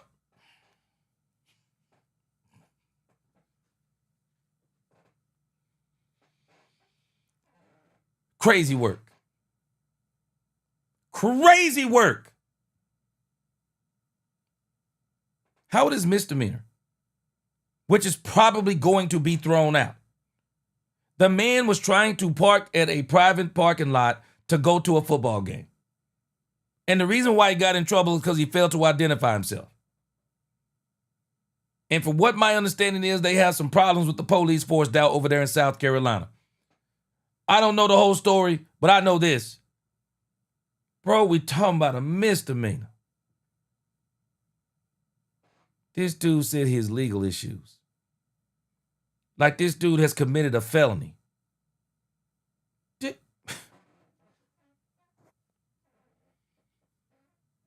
Absolutely not. None at all. I'm very familiar with the detail of the matter. It's not serious in any way. And so it's not an influence here at all. And yes, I do expect him to make his debut, and I do expect him to give us the benefit of the things that he does the best, which, guess what? You spell it with a P. It's called pressure. But he also can defend the run. Jerry Jones, before the big one on Sunday night, in a fantastic mood. Boy. You have got to have some patience. Talking to 105.3 The Fan. Them boys were brutal today, man. Them boys were brutal today. Them questions were crazy, man. Yeah. How do you ask those questions? Jadeveon Clowney's legal issues? I'm telling you, if I was a player, I'm just saying it straight out, I would never give this radio station an interview. Never. This is one of the reasons I don't think you'll ever see Dak Prescott give them an interview. I would never give them an interview. To call this man's issue a legal issue, making people think that there is something serious that this dude... I don't know if y'all are familiar with this thing about Jadeveon Clowney. Let me see if I can find it in case y'all didn't know. Some of y'all didn't know. Jadeveon Clowney was arrested. It might have, because it wasn't really major news, because a lot of people kind of figured out what it was. But Jadeveon Clowney got arrested the Friday before the Cowboys signed him. And the funny thing is, as if this would have been a serious issue, as if it would have been a serious issue, and I'm not going to say the Cowboys wouldn't have signed him, but I got a strange feeling with Brian Schottenheimer, they probably wouldn't have signed him. I don't even think Brian Schottenheimer would have went after him unless he knew full well what was going on. Let me show you this. I don't think we covered it like this, but let's look at it for a moment before we move. It says former South Carolina Gamecocks great Jadeveon Clowney is back in the headlines this week, but not for the reasons that made him one of the most feared defenders in college football. Says according to records obtained by WYFF4, the Rock Hill, South Carolina native was arrested on September 12th by the Rock Hill Police Department and charged with trespassing and failure to identify. The incident reportedly began when Clowney attempted to park at an apartment complex near a high school football game, per WYFF. Police said he argued with officers after being told that the lot was restricted to residents and that his vehicle would be towed if he left it there. So let me just show you how messy this is. So the real question becomes is who called? I mean, how did they know that somebody, how did they know Jadeveon Clowney wasn't there to visit somebody? I mean, how did they know this? How did they know that Jadeveon Clowney was parked at an apartment complex? Okay, when they said a private parking lot, I thought they were talking about something that's paid. They're talking about an apartment complex. Do y'all know how many people that actually do that? People go to football games, they'll sneak and park at a nearby place because maybe they don't walk so far. People, if they're going to something like the fair, they may park at an apartment complex if it's close. I mean, people do this type of stuff. And so Jadeveon Clowney tried to do it. And when he was asked about it, he didn't want to identify himself. He didn't want to identify himself. And for what my understanding is, has been some issues over there in South Carolina as far as whatever they have going on over there as far as the police and stuff like that goes. So maybe that's kind of where Jadeveon Clowney was. But again, for them to bring that up, come on, man. Come on. Not even necessary, man. Come on. It's crazy work. You guys be tripping, man. Darren Posey. He said, gee, Sunday's game will be all about Michael. The camera will be consistently on him. They're going to make this like the second coming of Christ. Sickening. Yep. Appreciate you, my man, Darren Posey. And Darren Posey. That's why, for me, I'm not running from it. If I'm the Cowboys, I wouldn't run from it. I would not run from it. I'm not running from it. I'm not running from it. If I'm the Cowboys, I'm not running from it. You can ask me anything you want. I'm telling you, we're ready. I'm telling you, we're ready. It is what it is. We can't run from the game. It's happening whether we like it or not. Yeah, we're ready. Yeah, we're ready for Michael Parsons to come in there if it's me. We're ready. Big Rabowski, he said, I could never be a Dallas-based sports show host because I'd be asking Jerry in an interview like this for a story or two of his strip club trips in old H-Town. Big Rabowski, man, what you talking about in H-Town? What about Harry Hines, man? What about Harry Hines? I mean, Jerry was supposed to have a case. Jerry was supposed to have a case here recently. Obviously, it ain't happening because Jerry was supposed to be in court, I think. So I don't think it's happening. But nevertheless, shoot, hey, you know what? I was actually laughing when they bought that White House up in that Netflix situation, and Jerry's name didn't come up. Jerry's name didn't come up, and I was absolutely floored. All right, I got another thing over here I wanted to listen to on 105.3 The Fan. I got a funny feeling I'm not going to listen to all of it. They kind of wore me out with this last one here. Oh, okay, they got something new. You know what? I'm going to use this right here. Rather than this being the Cowboys notes, they just released a video that we're going to listen to with Brian Broaddus. And the video is how much would Michael Parsons fix the rest of this Cowboys defense.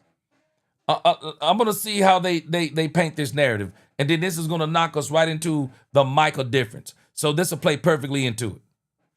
Let's check this out. Where they were getting drove on because you just can't make up as one guy for poor plays all over the field. Now I want you to just listen closer to what they're saying. I'm going to destroy this whole argument because I'm telling you, people are liars when they talk about Michael Parsons and the difference Michael Parsons would be making. They're lying. Listen. So I guess I feel like the way these 3 games have gone is more proof that the Cowboys did the right thing trading Micah Parsons because they didn't have enough players on defense to help them. That's where I'm at with it. Maybe you think Micah would have fixed all this. Like if you get good coverage, Reddy Stewart and Kyer Elam are going to be able to, do good stuff if they're able to get pressure on the quarterback. But where do you guys see this? This is my worry, or this was my worry, that if you had an offense that was good enough and they were scoring points and take teams out of running the ball, that it was going to come down to having to finish games, making sure you had pass rush. I feel like he would have been a factor in the Giants game, and I feel like he would have been a factor in the Chicago game. They did not put enough pressure on these tackles. In the last couple of weeks, the offensive tackles, and I felt like that the Giants' offensive line was worse than what the Bears' offensive line was. But you having somebody that can maybe create other opportunities for guys. We always talk about Micah kind of maybe making others around him a little bit better. Maybe that would have helped Oso Digizua. Maybe it would have helped, whoever's rushing off the other side. But, man, you know what they're doing right now? Just watching the tape, they're doubling your tackles, and they're single blocking your edges. Wow. Mm-hmm. Yeah. They're not even worried. Duh. They're more worried about Kenny Clark and Osa and Solomon Thomas than they are your tackles. Now, I brought this up the other day. I don't know if he's using the right.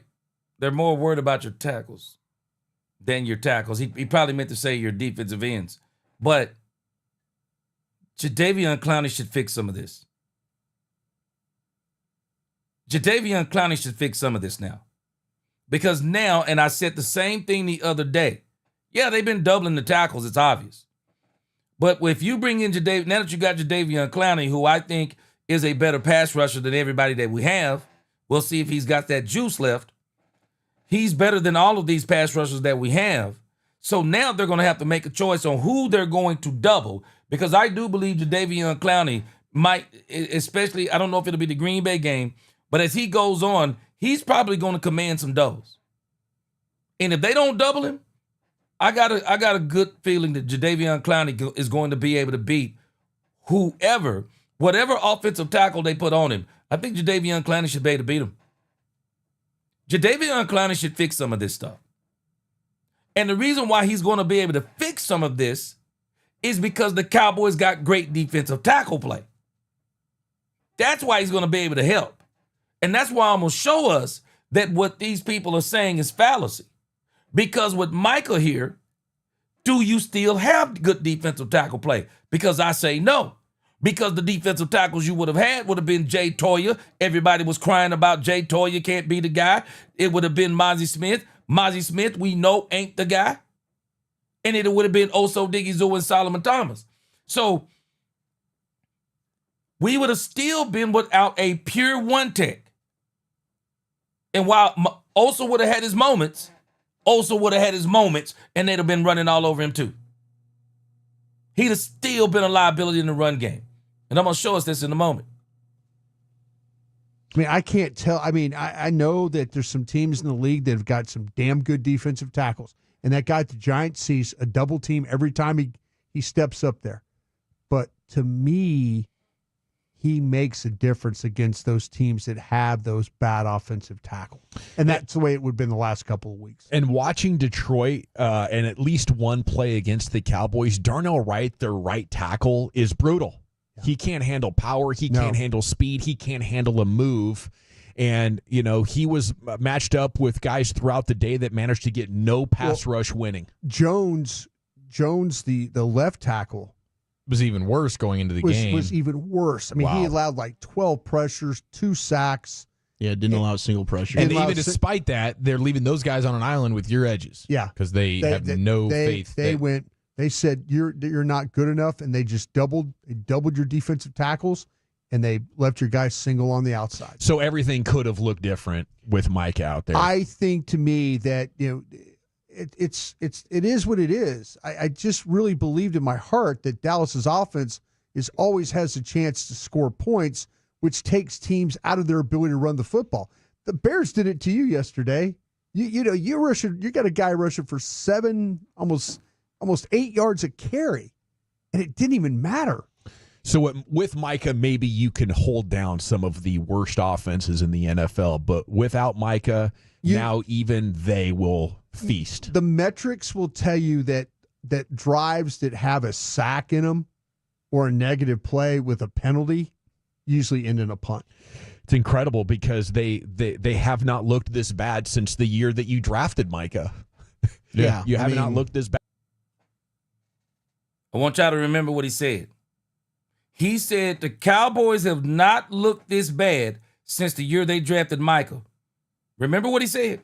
Bad since last year when Micah was out. Right. Well, and he played in the games that they got blown out.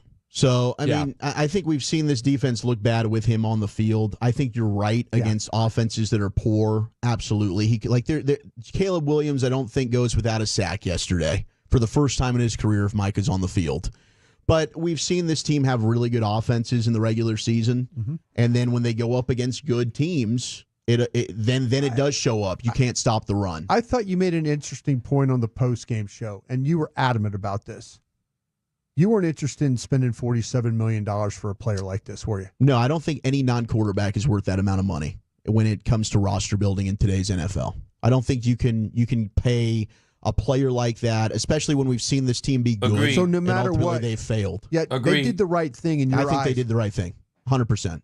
Agreed. I mean, clearly it can be part of a winning formula in Cleveland at $31 million for Myles Garrett, $32 million.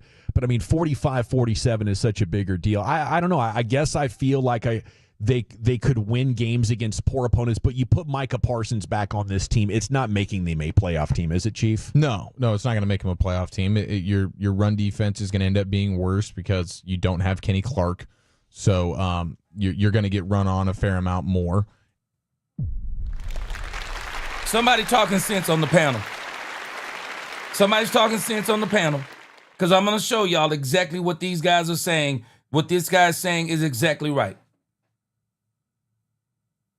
I'm going to show you that these guys, what they're saying is exactly right. And your back end is so bad that big plays are still going to happen. Yeah. So it helps your pass rush. It probably limits a couple of the big plays that you've seen over the course of the last 2 weeks. But by and large, this defense is a disaster class, and not one player in the NFL is fixing it. The 214 asking, do you guys still love Ezra Raku, the second-round pick? Yes. I mean, there's potential there. It's just going to be a journey. There's some absolute flashes of him. Yes. The thing that bothers me the most, and man, here we are at 340 already, but the thing that bothers me the most is you've got guys like Sam Williams playing like a 5-technique 3-4 defensive end. That's how he's rushing the passer.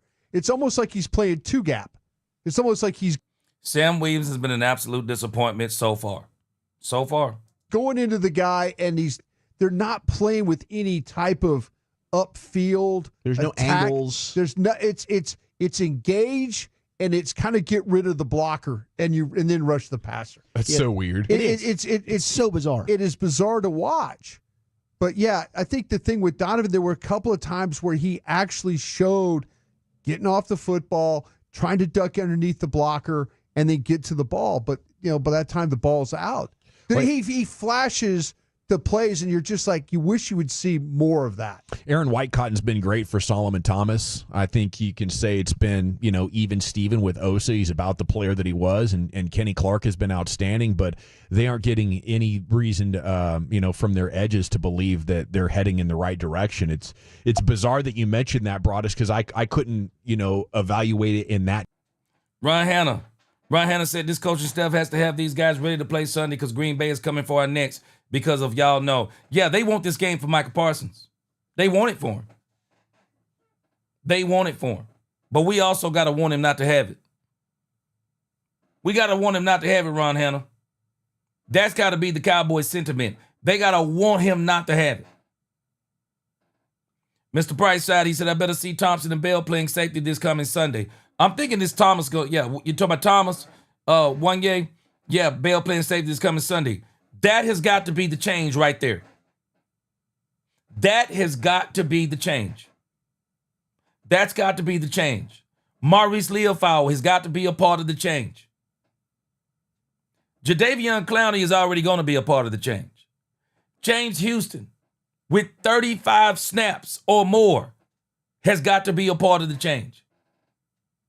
Because between Fowler, Sam Williams, even Marshawn Kneeland hasn't been quite living up to what he's supposed to be.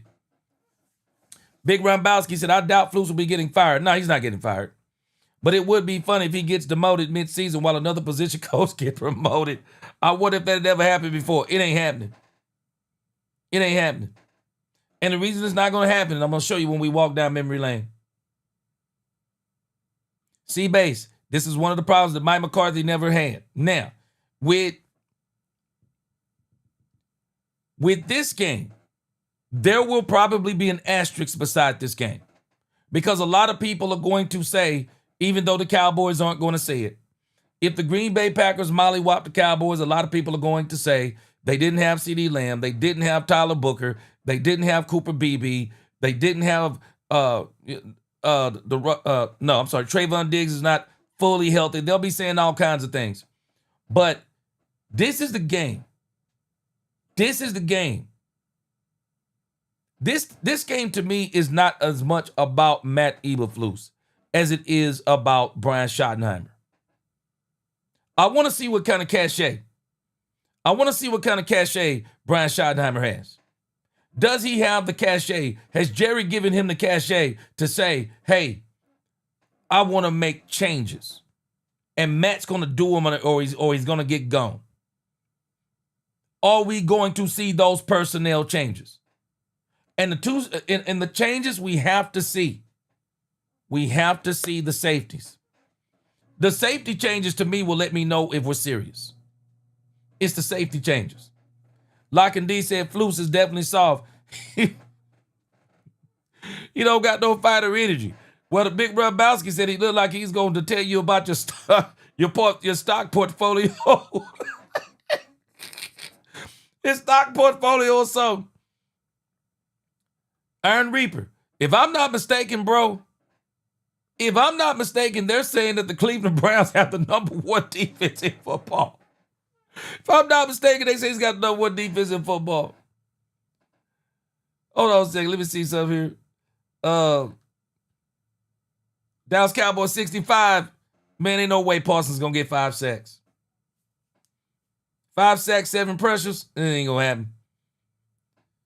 The pressures I could see. 5 sacks, no.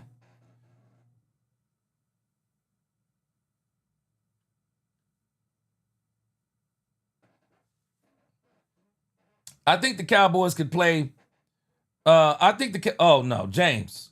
Oh, yeah, you said he might throw for 500 yards. He won't throw for 500 yards if they make the changes they need to make. Nisi said, who's hiding? Double team him and he disappears. This is what we know.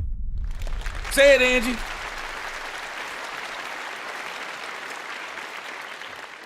Thomas Hughes said, your faces are hilarious, G. He said, keep up the good work. You are the voice of reason. He said, I'm glad I found your channel. Appreciate you.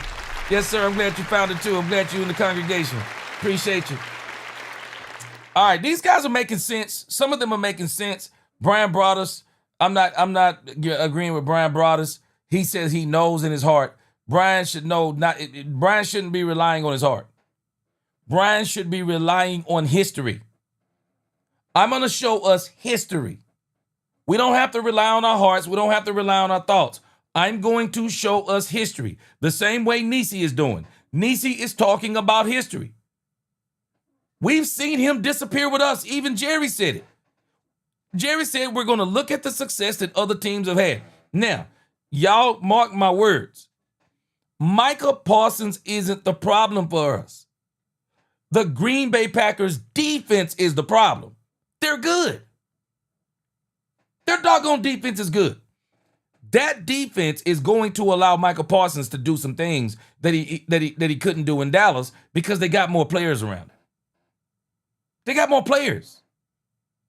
They got a lot more. Their defense is better than ours. They have more players around him. He's not.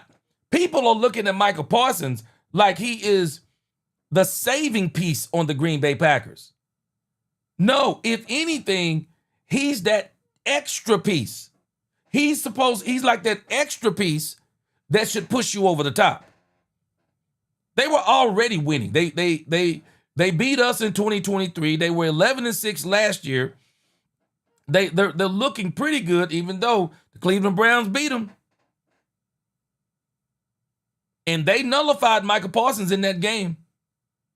And when I say nullified, he didn't get no sacks. Two tackles. And I'm tired of people talking about pressures. I don't care about pressure. Tell me the result of the pressure. Did it result in a turnover? Did it result in an interception, strip sack, fumble? Did it result in a game-saving play, a punt? What was the result? Angie, what up? I see that new avatar. I see you. Angie said they're not ready, G. Angie, they don't have no choice. This is the NFL. You don't have a choice.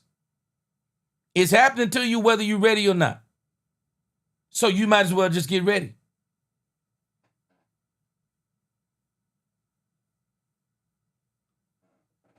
This team, Nisi said this team should be saying that trash talker is coming back. We owe him. Oh, I'd be ready. I'm sorry, I'm hyping my team up.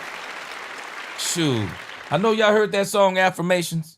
Shoot, I'm giving affirmations up in that. I'm giving affirmations. Shoot, man, you got to, man, sometimes, like Michael Irvin said, I'm one of those type of people like Michael Irvin. I believe in will. I believe in will. That there are just certain times and situations in your life where you got to reach inside of yourself. And you got to go to a level that you've never been to. And you will yourself to, you will yourself outside of yourself to just do things that are just incredible. Now, if I'm the Cowboys, I'm sorry, I'm leaving it on the field. I promise you, I'm leaving it on the field in this game. I'm leaving it on the field in this game. KBB. I'm leaving it on the field. This game, I'm leaving it on the field. This is going to be my get-right game if I'm the Cowboys. We got to stop being the get-right game for the folk. We got to start using other folk as get-rights. Shoot, you want to talk about a get-right game? Like Michael Irvin said last night, come out here and win this game. Come out here and win it. This is the kind of game that could literally change your whole franchise. Cowboys got to be ready. I think they're going to be ready. Let me tell you what we underestimate again. We call, Michael Parsons coming back, and he going to be sacking Dak Prescott. We underestimate the fact that Kenny Clark, nobody's giving Kenny Clark any credit. Anybody thought Kenny Clark might be ready to play the Green Bay Packers? Has anybody considered it? That Kenny Clark may absolutely be ready to play the Green Bay Packers. Has anybody ever thought that maybe Dak Prescott really wants to show Michael Parsons up? I'm not sure that Michael Parsons and Dak Prescott were the best of friends. I'm sure they were not the best of friends. But I can tell you this, Michael Parsons has taken some shots at Dak Prescott over the years. And if I'm Dak Prescott, if there's somebody I want to beat, I want to beat Michael Parsons. If I'm Dak Prescott, I'm about to have the game of my life. I want to beat Michael Parsons. I want to beat him. And I'm telling the team, I want to beat Michael Parsons. I do. I guarantee you Dak Prescott want to beat Michael Parsons. I guarantee you he wants to beat him. I guarantee you there are players on this team that did not like Michael Parsons. They want to beat this man. And I think we are totally just, we have just created this, we turned this man into a unicorn. Some of us have turned this man into a unicorn. And I'm going to show you. So we're going to listen to some more of these guys. They're going to finish up in here in a minute. And I'm going to show you, we're going to dispel this unicorn. I'm going to show you this is a horse with a eaten up corn on the cob on his nose.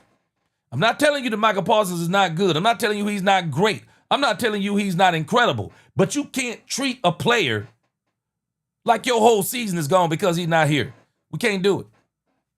Detail, it just looks like they're engaging and they got nothing. They got no moves, they got no speed, they got no chop, they got no spin move, they got absolutely nothing. We'll have some more Cowboys questions for you here in a couple of minutes. The Rangers losing streak hit 7 games in a row. That's unbelievable. They might not even finish above 500 now after the 6-game winner and being one of the hottest teams in baseball. They have fallen back to 79 and 77 now. They'll host the Twins tomorrow, then visit the Guardians. And the most interesting thing right now is they could lose so hard to Cleveland that it could keep Houston out of the playoffs, as the Astros went right back to losing as soon as they were in charge at Oklahoma State. He told reporters 100% in a way that maybe you could get them. You know, I think the Browns' defense is to be respected. Best in the league playing against the run. Yeah, I mean they are the real deal. And the Packers are 4th best playing against the run. Oh, is that right? Yeah. Yeah. So, I mean, I don't know. You have the ebbs and flows. I still think the Packers are going to be a really, really good team. But, yeah, Cleveland's defense is not to be fooled with. Green Bay's offensive line dinged up as well. Yeah, they've been without 2 starters. I just don't think it matters. They can put whoever they want in those green unis. They show up at AT&T Stadium, they're going to play their best game. Oh, for Sunday, yeah, the Packers are going to look like an absolute juggernaut. Yeah. How do they know this? How do they know? This is the type of stuff for me. See, this is the type of stuff for me. I'm telling you, I would be eating this stuff up. This is why Brian Schottenheimer has got to make sure that Matt Eberflus makes major moves. They got to make major moves. They do. The Cowboys have to make major moves. The Cowboys are going to have to really get smarter in this game, too. How about rather than just rushing Jadeveon Clowney traditionally from the outside, how about you let him stunt in the middle? How about you line him up outside and then you let him run up the middle? How about rather than rushing 4, you rush 5? Maurice Leofau, you're going to spy Jordan Love today. That's your job. Wherever he go, you go. Gap integrity. The moment he steps into one of those gaps, lay him out. And I'm telling them, lay him out. There is a way the Cowboys can win this game. Let me tell y'all what's been happening to the Cowboys. And I think this is different than last year from this perspective. I don't think it's a matter of could the Cowboys have beat the Eagles? I think it's more of a question of, I mean the Chicago Bears. I think it's a question of would they do what they needed to do to beat the Chicago Bears? And the answer to the question is they didn't do it. The personnel changes needed to be made before the Chicago Bears game. That's when the personnel changes needed to be made. But because the Cowboys, I'm of the opinion, based on what I'm seeing, the Cowboys are not playing their best players. If the Cowboys were playing their best players, I believe the Cowboys right now would be 2-1. Convincingly.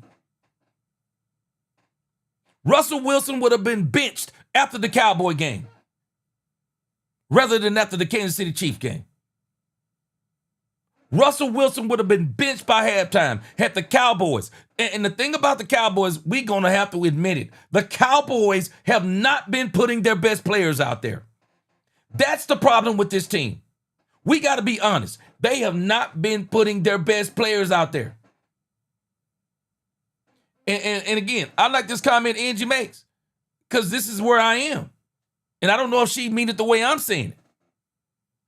This defense not built like that, unfortunately. And they're not built like that, Angie. Let me add to it. They're not built like that because we won't build them like that. How you gonna be dogs and you got the dogs on the bench? You got the dogs on the bench. How we gonna be dogs? We got a dog on the bench, Maurice Leofau. How you gonna be a dog on defense? You got Jack Sanborn out there, who we thought he was gonna be this, that, and the other. Yeah, he this, that, and the other, because he definitely ain't playing like the linebacker we thought he was. You got the dog on the bench. Why? Why do we got the dog on the bench? We got Marquise Bell. We got Wanye Thomas. We got the dogs on the bench. Why are we not putting the dogs on the field? We giving James Houston, oh yeah, he's playing better. He's earned, what, 15 snaps? What? We got the dogs on the bench. We got to stop leaving the dogs on the bench. Put the dogs on the field. Put the dogs on the field. I don't want to hear, man. Brian Schottenheimer going to have to come with something different this week. CeeDee Lamb is not out there, bro. You telling me that you're going to leave Jaden Blue off the 53-man roster? Man, I'm sorry. I got a question if you're serious. If this dude is that trash, cut him. If he that trash, cut him.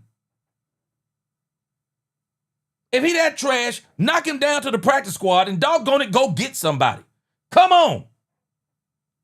Yeah, we're not built because it seems to me we playing a few politics. That's what it seemed like to me. We playing some politics.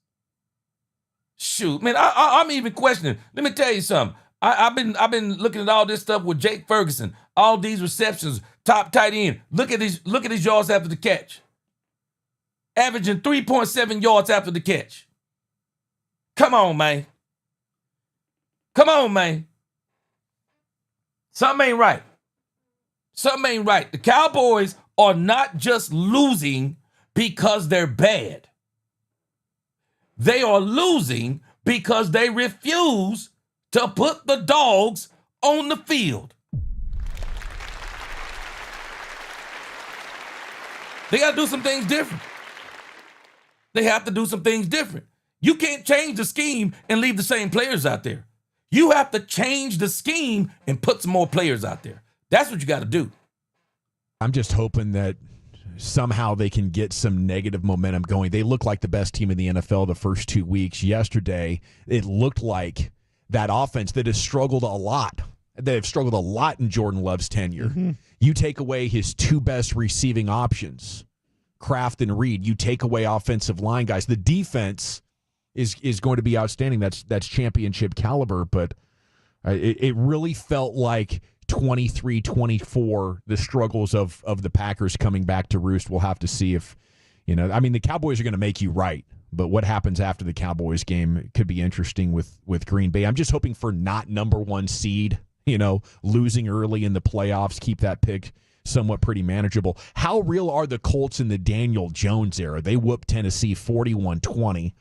You have to think that Jones found an offensive coach in Shane Steichen. He's not making this year.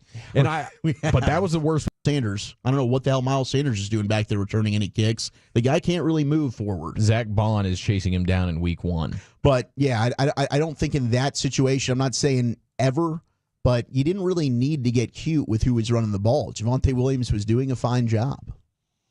Yeah, I just feel like CeeDee Lamb has been so dang good at those runs out of the backfield that's not something I would want to discourage. But as effective as Debo been, it hasn't kept him healthy. There is a price to pay. I just think that everything went wrong on that play, and all of a sudden the edge is kaput, and you got multiple dudes, and the one guy dragging him down, and then he kind of tripped on his own feet, which put the foot kind of out of position. But yeah, it's unfortunate. Really get hurt lucky at any point, but I didn't love the play call there. I thought it was a hip tackle myself. I did too. Yeah. I thought You'd call that a hip drop. I thought it was a drop hip tackle. I I thought did that's too. what it was. I mean, you watch the I tape. did That too. guy launches his body into the back of his legs. They got to call that stuff, man. They forgot about that one.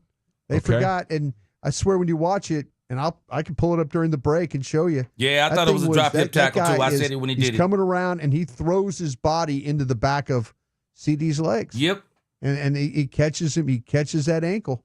Lucky he didn't break his leg. That's a dangerous play right there. Do you think if the Cowboys had to do it over again, they would have just played Jadeveon Clowney? Take whatever you can get out of him.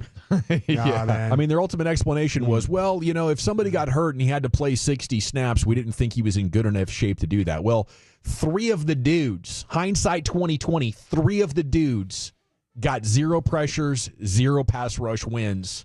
I would say desperately right now, you need Jadeveon Clowney and Deron Bland to come back and give your secondary and your pass rush some sense of professional credibility. They're gonna right help. now, they look like undrafted jobbers.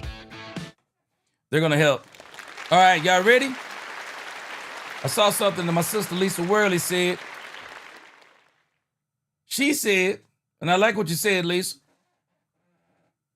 She said, let's talk facts. I thought that's what this show is about. We're hurting without Michael, but we need to swallow it up and play. Really? Let me take us back down memory lane. Let me take us back down memory lane. Yeah. I'm about to take us back down memory lane.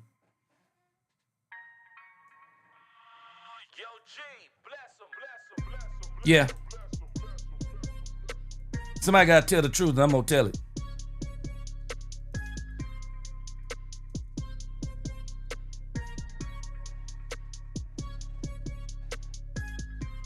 See, we got to be careful listening to people. Especially people who fall in love with players. I'm going to take us back for a moment.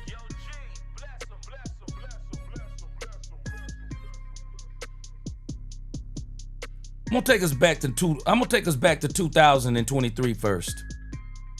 Let me show you the Michael Parsons effect.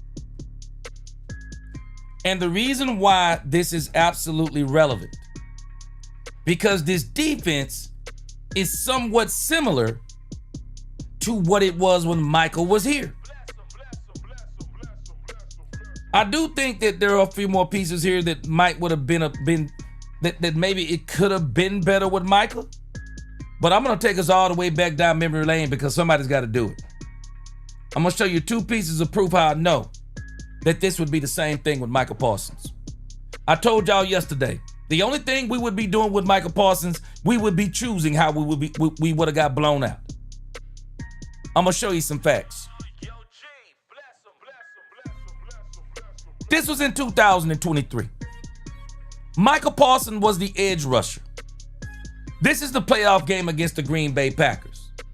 Now, let me tell you why this game is very significant. If I'm not mistaken, Dan Quinn decided in the Green Bay Packers game, and I don't understand why somebody wouldn't look at this and say, maybe we shouldn't be doing this. Dan Quinn went from playing man-to-man during the regular season, took the Cowboys to a zone defense against the Green Bay Packers. Yeah, hadn't done it all season long. Took the Cowboys to a zone defense, exactly what we're playing right now. I want you to look at these ridiculous stats. And watch this. This actually carried over into 2024. I'm going to show you the Michael Parsons difference. 2023 playoff game, Jordan Love only threw the ball 21 times, completed 16 passes, 272 yards and 3 touchdowns. Remember what I just told you. He threw the ball 21 times. Aaron Jones, 21 carries, 118 yards, 5.6 yards of carries, and 3 touchdowns. That's the Michael Parsons effect. The only thing we would have been choosing with Michael Parsons without Kenny Clark, because understand, we're not going to have it both ways. We're not getting Kenny Clark without trading Michael Parsons. We're not getting Kenny Clark without trading Michael Parsons. We got Michael Parsons on this defense, and people were saying that this defense was good. Okay. Explain to me again why Aaron Jones ran all over us.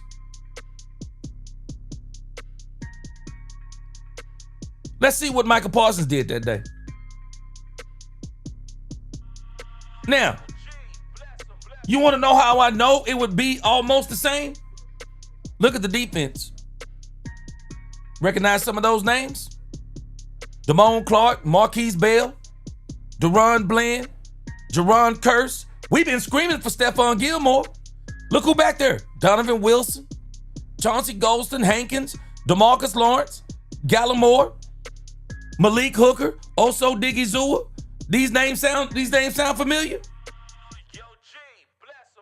Yeah, they sound familiar because some of these were the same players. And here is Michael Parsons. 1 assisted tackle and 1 tackle. That's the Michael Parsons effect. The only thing we would be choosing is how we want to get blown out.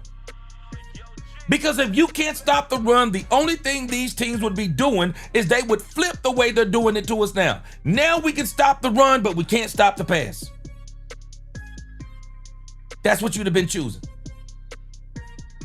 That's what you would have been choosing. Because also Odigizua nor Jay Toya would have been good enough in the middle to stop the run for the Dallas Cowboys. Not to mention, Michael Parsons was a liability in the run game. Don't care what anyone says.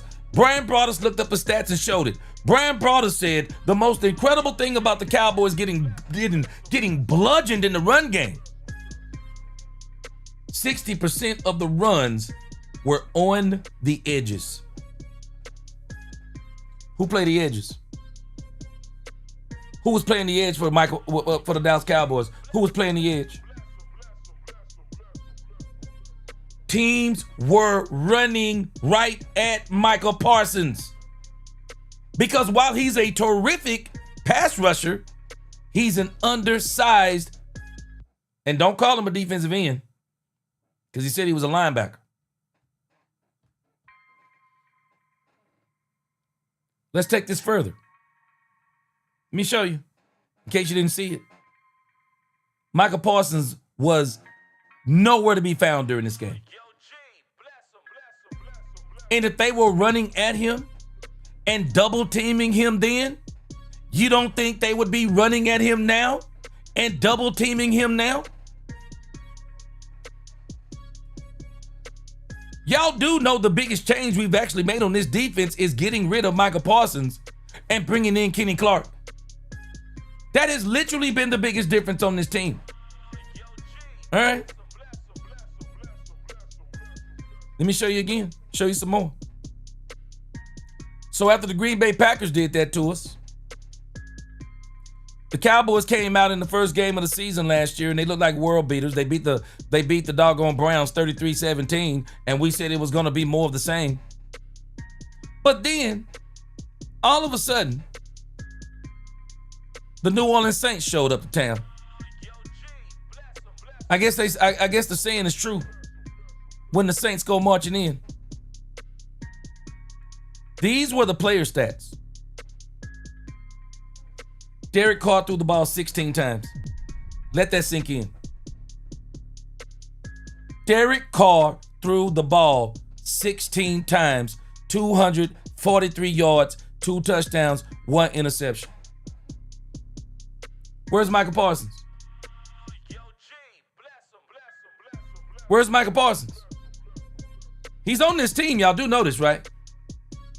He's on this team. What people don't realize, we were 1-2 last year. We were 1-2 last year with Michael Parsons. With Michael Parsons. Derek Carr, 11 for 16, 243, 2 touchdowns. Anybody see a trend? Alvin Kamara, 20 carries, 115 yards, 5.8 yards per carry, and 3 touchdowns. That's the Michael Parsons effect. Jamal Williams, 8 for 39, 4.9 yards per carry. That's the Michael Parsons effect. Taysom Hill, 3 for 18, 6 yards a carry. Are y'all seeing it? Rashid Shaheed, 3 for 13, 4.3 yards a carry. That's the Michael Parsons effect. These boys almost put up 200. Might have put up 200 on us. Running the ball. That's the Michael Parsons effect. Michael Parsons should be better with the Green Bay Packers because they got a better defense. Michael Parsons right now should be the front runner for Defensive Player of the Year. I'm shocked with that defense he don't have more sacks. I'm shocked. This is against the Saints. Dak Prescott, recipe for disaster, threw the ball 39 times. But the problem is, if you look at the real truth, look at the score. They got up on the Cowboys 14-3. Then they got them down 35-16. Do y'all know this is the second quarter? Y'all do know Michael Parsons is on this team, right? Michael Parsons is on this team. We're down 35-16 in the first half. He's on that team. Don't believe me? Okay. Now, the reason why I'm showing you this, a lot of these players that are on this defense now are the same players that was on this defense then. Some of the same players. Some of these same players. Damone, Diggs. Wait a minute. You telling me DeMarion Overshown played too? And we still got the doors blew off of us. Donovan Wilson. And there he is again. Michael Parsons. 2 assisted and 1 solo. That's the Michael Parsons effect. We got the doors blew off of us against the Saints. 44-19. So you gonna pay $47 million? You telling me he's gonna make that kind of a difference? Miss me. I'm gonna show you the facts. No, we were hurting with Michael Parsons. We were hurting with Michael Parsons. You want some more? I'm gonna give you some more. He got hurt in this Giants game, but I'm gonna give you some more. The Baltimore Ravens had us down 28-6. Dak Prescott in this offense scored 19 points. And let's not act like the Baltimore Ravens defense like we just tore them up. No, they were playing prevent at this point trying to get out of here. But I'm going to show you something. I'm going to show you a trend that started happening to the Cowboys. Look at Lamar Jackson. Let's see. Jordan Love threw 21 passes, completed 16. The run defense was so bad and atrocious for the Cowboys that teams basically came to the point they didn't even have to throw the ball 20 times. Derek Carr threw it 16 times. Lamar Jackson only threw it 15 times. 12 for 15, 182 yards and 1 touchdown. But you want to see what was happening with Michael Parsons? 25 for $151, 6 yards per carry, 2 touchdowns. Lamar Jackson, 14 of 87, 6.2 yards. Justice Hill, 5 for 33, 6.6. That's with Michael Parsons. These people who talk about Michael Parsons are fraudulent. They're fraudulent. This was the same. We got a lot of these same players on defense. Some of the same things we're saying about Matt Eberflus. Mike Zimmer was having some of the same problems early on. Some of the same problems. And we were ready to do him in too. Look at this. Michael Parsons on this defense.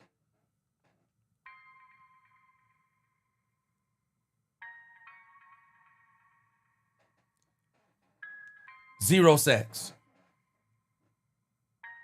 We're fooling ourselves. Your pass rushing opportunities.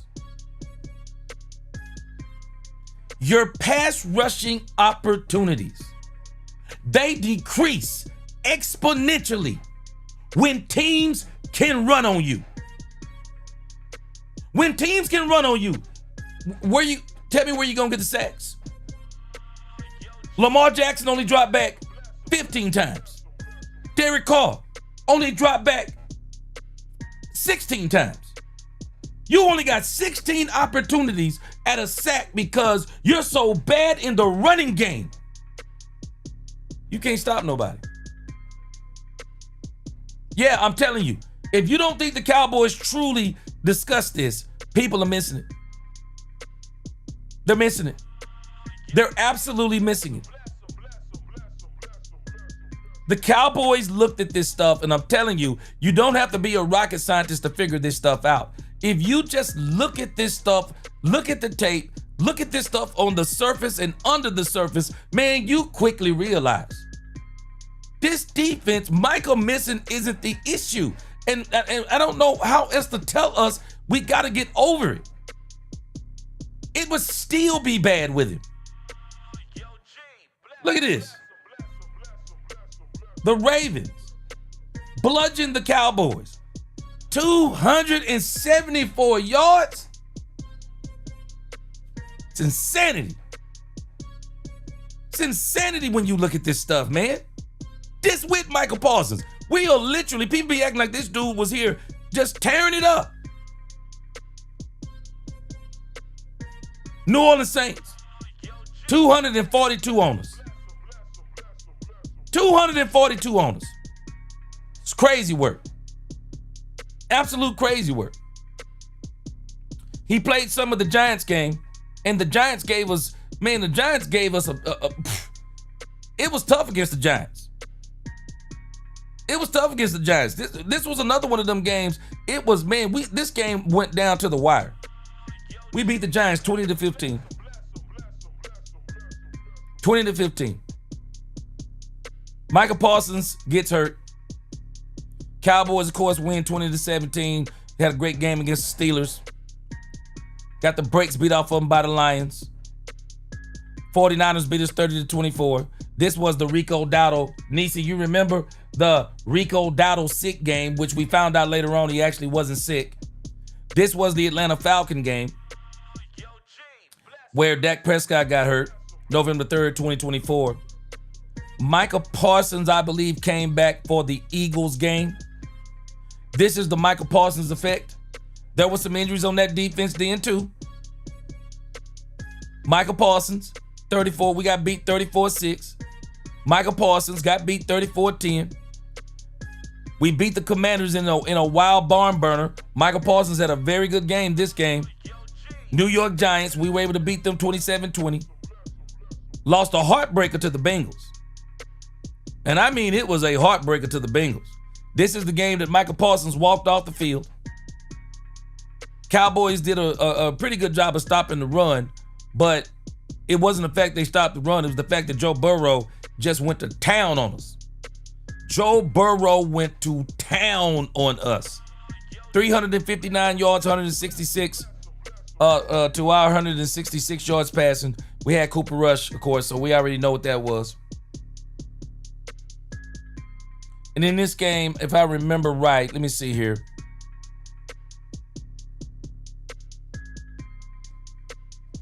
This game to me was astounding. Michael Parsons walked off the field before the game was over, crying on the bench, causing a scene. Look at his stats.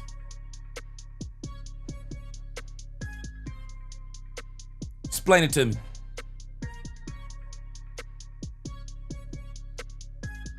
How do you be Michael Parsons?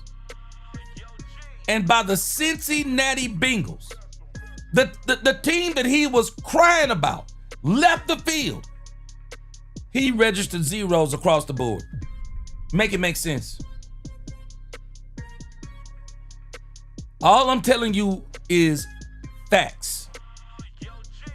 That's all I'm showing you.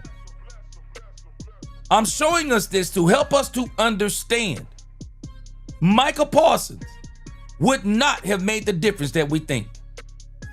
And we keep lying to ourselves. Yeah, man, Micah Parsons been here. Yeah, he did this. Yeah, he did this against these sorry teams. Yeah, he registered multiple sacks against the sorry Carolina Panthers. But when it came to these other teams, I don't care if we didn't have Dak Prescott. You got Micah Parsons on that defense. You shouldn't be getting mollywopped 41-7. They mollywopped us. Mopped the floor with us. Micah Parsons on the field.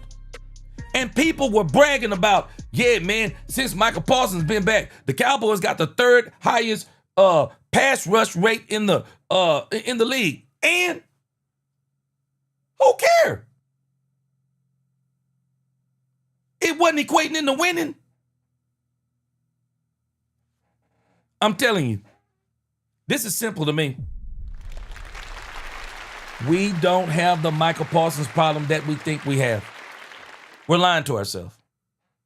We're letting people lie to us. We're lying to ourselves. This is not a Micah Parsons issue. It's not a Micah Parsons issue, people. It's very simple what this is. This is partially a scheme issue. It's partially a scheme issue, but it's also partially a personnel issue. It's also an issue of, if you look at this, I took a couple of notes on this as they're talking. I want you to look at this. We got to start being truthful about stuff. Man, I mean, we really got to, all kidding aside about the Cowboys. I mean, we really got to look at this.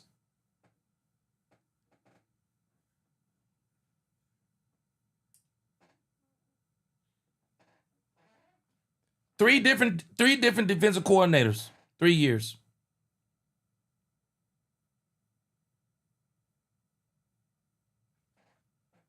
I truly believe that Mozzie Smith is a microcosm of the problem with the Cowboys' overall defense right now. He's a microcosm. Let's think about the parallels. Mozzie Smith comes in, highly touted. Mozzie Smith, immediately, they get him to lose weight. Dan Quinn wants him to play a certain type of way. Then Mike Zimmer comes in. Mike Zimmer gets his weight back up. Mike Zimmer wants him to play a certain type of way. He struggles early on. He struggled totally with Dan Quinn. Struggled early with Zimmer, and then he started showing flashes, and then we were like, yeah, this man is right on. He's about to break out. What do? Then we get him a third defensive coordinator. And what do we see when he comes back out? We see another weight loss. We see him getting pushed all over the field in practice. We see him not doing so well in the preseason. Tell me what you want to, but Mozzie is not what they thought he was going to be. So much so that we went out and got a true one tech in Kenny Clark. So now let's skip to why this is a microcosm. So, Dan Quinn. Dan Quinn was already on his way out. Dan Quinn did a pretty good job here, but he sold us in that Green Bay playoff game. He sold us, man. You don't change your defense up like that. And we should be looking at that defense saying, we don't never want to play zone, because that's exactly what he did and got us beat by Green Bay. Mike Zimmer came in here with a system that obviously seemed to be somewhat complicated, because the same stuff we're hearing from this defense this year is the same stuff we were hearing from that defense last year. Brian Schottenheimer was here. See, the offense got continuity. Brian Schottenheimer had already kind of been involved with the offense. But as far as the defense goes, they flipped the whole thing. The Cowboys flipped the entire defense. So, Flus and the crew trying to implement another whole new system. Another whole new system. And the crazy thing is, I don't even think they're necessarily even trying to implement the system as much as just saying, these dudes can't do what we want them to do. So the easiest thing for us to do is zone. It's zone. I mean, Matt Eberflus has really just boiled it down to this simple. We don't have the players to do what we want to do. So let's just play zone. We can stop the run. Last year, we couldn't stop the run. You just got to pick how you're going to get blown out. You're going to stop the run and not have the edge, or you're going to have the edge and not stop the run. You're just choosing how you get blown out. I just showed you all the scores. Y'all do know the majority of the time last year, we were getting pummeled. We were getting pummeled last year. 41 by the Eagles. 34 by the Texans. 34 by the Eagles. Man, we get 47 by the Lions. Man, we acting like this brand new. 44 by the Saints. What? And we acting like it's brand new. This ain't brand new. This defense, for whatever reason, with this personnel, this defense is struggling. Every time we bring in a new defensive coordinator and a new defense, I don't know how to call heads or tails on this thing. I mean, it's cover 2. I don't even know how else to slice it, man. It's cover 2. It is supposed to be, from what my understanding is, it is supposed to be one of the easiest defenses. I don't know how else to slice it. I'm not a defensive guru, but this is supposed to be easy from what my understanding is. It ain't easy for this team for some reason. It's not easy. They just can't seem to pull it off. It's supposed to be easy, but they're not doing it. This is the strengths of a cover 2 defense. This is the strengths. Strong against deep sideline passes. The 2 deep safeties provide significant help against routes down the sidelines. Good for short to intermediate routes. With the 5 underneath zones, the defense is effective at stopping short to intermediate passes. Helps against dominant receivers. It can provide double team help over the top for a team's best wide receiver. And the biggest thing that's happening to us, and let's kind of pull up this diagram right here. I want to show you kind of what this is supposed to look like. Some of the things that we're doing, it's actually right. Where we're failing, I believe, in the passing game. Let's flip over here. Yeah, we're going to talk some facts. I appreciate you. Lisa Worley. We're going to talk some facts. I'm going to show you some facts. Look at this. This is cover 2. Let's kind of look at it in a nutshell. It is supposed to be a very simplistic defense. And if you really pay attention,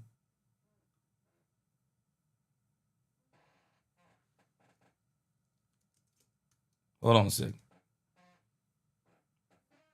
Now, if you really pay attention, so let's look at this. So this defense, the way it is supposed to work, and Big Rambowski, you made a perfect comment earlier. The way this used to work is that you used to have one safety that could play the pass and another safety that played the run. You typically back in the day at least, you didn't have 2 cover safeties. You had a cover safety and a safety that came down and thumped. It's not that he couldn't play coverage, but his primary thing was to thump. So this is how this is supposed to be set up. It's this simple. These are your 2 safeties. The goal of this defense is very simplistic. Nobody gets back there. That's the goal. Nobody is supposed to get behind this defense. Hold on a second. Nobody is supposed to get behind this defense. That's what the safeties are for. They're not supposed to get behind this defense. It's that simple. The problem is our safeties are allowing people to get back here. What the Chicago Bears did extremely well, Dak Prescott said it. They kept everything in front of us. They kept everything in front of them. There were no shots deep. There were no shots deep. Because if your X receiver, now, Trayvon Diggs was actually doing this right. The problem was with Trayvon Diggs. For example, Trayvon Diggs. He was allowing receivers to get off the line without a jam. This week, he tried to get a jam and he slipped.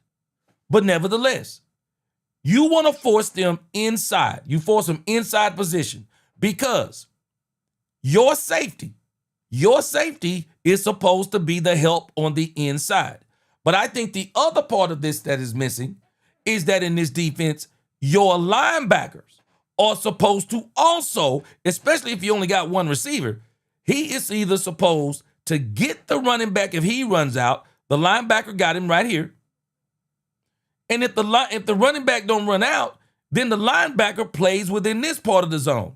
So if your wide receiver breaks in, I'm sure I'm not explaining anything to y'all that you don't know, but if the wide receiver breaks in, this is a tight window. This is a tight window to throw it in. And this is why even when you're watching how people are playing Dak Prescott would love to get these deep down the sideline, but how you going to get it if the safety not going to let you get back there? Cornerback is going to make sure he's going to trail you underneath. He's going to get you if it's thrown short, and the safety going to get you if it's thrown bad. I mean, you got to drop that thing in a basket. You got to drop it in the basket. You have to drop it in the basket. Our problem is our safeties won't do this part. They won't stay back here. We keep letting everybody get behind us. We will not do it. We will not do it. Same thing with Malik Hooker. That play that happened in the end zone, Malik Hooker was not supposed to let that happen. I don't even understand why Malik Hooker bit on the tight end underneath. That's not his job. That is not Malik Hooker's job. Malik Hooker's job, the tight end goes in motion. He's outside. If he goes outside, that is Kaiir Elam. And if you look at that play, Kaiir Elam is playing back on his man. Why did Malik Hooker bite on this when the wide receiver was out here? Elam had him. The tight end slips right in behind Hooker, and Hooker bites on the outside receiver. Why? That's Elam's man. You have to stay in your zone. You have to stay in your zone. And you think about today, a lot of these teams aren't even running. They're not even running this type of personnel. They're not running 12 personnel. They're running 11 personnel. A lot of these teams are running one tight end and one running back. So the linebacker doesn't even have to worry about the halfback running out. It's just a matter of whatever side you're playing. If he runs on this side, this linebacker gets him. If he runs on this side, this linebacker gets him. So in this defense, the way these offenses run today with the one running back, you should have an advantage of having more people in pass coverage. But one of the things that these teams have been they're doing to Dallas that people don't understand, there's also been some great play design. Brian Daboll started it. Ben Johnson continued it. One of the things that these teams started doing that was really smart is that they started putting the tight end, they started moving the tight end in motion. They would put him in motion and maybe line him up on the outside. Put the wide receiver on the inside. And then they were being real slick. They would send maybe the tight end right here in this part of the zone. They already know the Cowboys in this zone are going to push them inside. They would make the tight end hook in right here, lock up the linebacker. But the problem is the safety is not supposed to bite on this. He is supposed to stay in his zone. So if this wide receiver breaks in, he's got it. And then this safety is supposed to be center field. But the problem is teams with great play design were putting Donovan Wilson and Malik Hooker in a chokehold because they would lock down, and it really made me wonder about the Cowboys as far as I don't know if the linebackers were getting far enough in pass coverage because they were not playing these center field positions good. So you're putting Donovan Wilson, that by the time the receiver breaks inside and this receiver breaks inside, Malik Hooker is over the top. So Donovan Wilson now got to make a decision. Do I get this one or do I get this one? I'm just telling you. The zone is really supposed to be easy. And it hasn't been easy for us. It wasn't easy in 2023 when Dan Quinn switched to it. It wasn't easy in 2024 when Mike Zimmer started doing it. It's not easy, obviously, in 2025 because Matt Eberflus is trying to do it. And we can't pick up on simple zone coverage. We can't pick up on it. I don't understand it. I can't explain it. But if these players that they have out here can't do it, well, you're going to have to get Marquise Bell and Wanye Thomas. Marquise Bell and Wanye Thomas. Maurice Leofau. You're going to have to get those guys in. Defensively, you're going to have to get in Jadeveon Clowney. I do think Jadeveon Clowney is going to help the Cowboys. I do. I think he's going to help the Dallas Cowboys. But again, we can like it, love it, or hate it. All I'm showing us is the facts. We're fooling ourselves. And we're fooling ourselves because we want to. There is nothing on tape from 2024. There is nothing on tape that shows us that we would be different with Micah Parsons. Nothing. Nothing. Because you'd have to pick your poison. You don't have Kenny Clark. You don't have Kenny Clark if you got Micah Parsons. You don't. Nope, you got Jay Toya. We would still have Jay Toya and Mozzie Smith. And we'd be arguing that he's good enough. We would be arguing he's good enough. He ain't good. No, he ain't good enough. He ain't good enough. If he was good enough, we wouldn't have went and got this man. We wouldn't have went and got Malik Hooker. Sizzling bacon. Yep. Michael was the one who didn't name his own quarterback as one of the top 10. That's it. Yeah, Lisa Worley. That's where I am. That's the part I disagree with Jerry on, Lisa. I think he should have done it early because I think he could have got a king's ransom for him. I really do. I think he could have got a king's ransom for him. And I think the holdup on this trade, if anybody, it was Jerry Jones. If it was anybody, because I want y'all to remember something. James Slater said they were wanting to trade Michael Parsons in 2023. Guess who was a member of the staff in 2023? I got to get me some Jeopardy music. Guess who was a member of the staff in 2023? I'm going to give you a hint. He's the head coach of the Dallas Cowboys right now.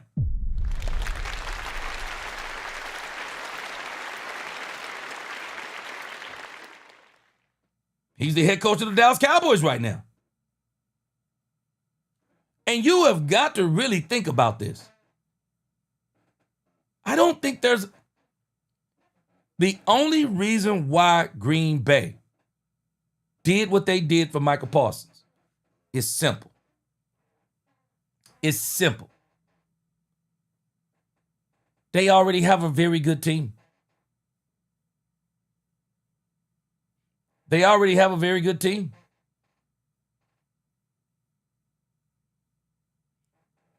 They feel like he's the player, that they already got a team that's good enough. Green Bay's defense was good. It was great without Michael Parsons. That's why I keep telling people they can tell me anything they want to.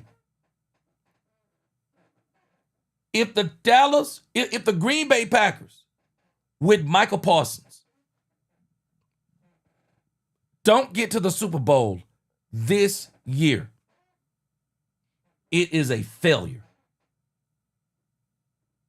You don't pay an edge rusher $47 million. Trade away 2 first-round draft picks. trade away Kenny Clark. You don't do that trade to get to the NFC Championship game. You don't do that to get to the wild card, the conference. That is a Super Bowl or bust move. That's a Super Bowl or bust move. They were already good. And I'm just telling us, let me get down some. I want to see what y'all's comments are on this, but I'm just showing you the facts. We got to stop creating this myth that if Michael Parsons was here, the Cowboys would be 2-1. We were 1-2 with him last year. Terry Tatum, I've been saying it. Everybody is acting like Michael Parsons is going to be the deciding factor in this game, as if Kenny Clark don't want to do something too. See, this is why I love Kenny Clark. Kenny Clark is not a talker. Kenny Clark will tell you in a minute, check the tape. He'll tell you, man, I don't do all that old talking, man. I don't do all that talking. Check the tape. My tape speaks for itself. And when you start thinking about the Cowboys, let me look at this before we go. Before we get out of here. Let me just show you. Let me just show you. You're just choosing how you get blown out. But I'm going to show you the Kenny Clark effect.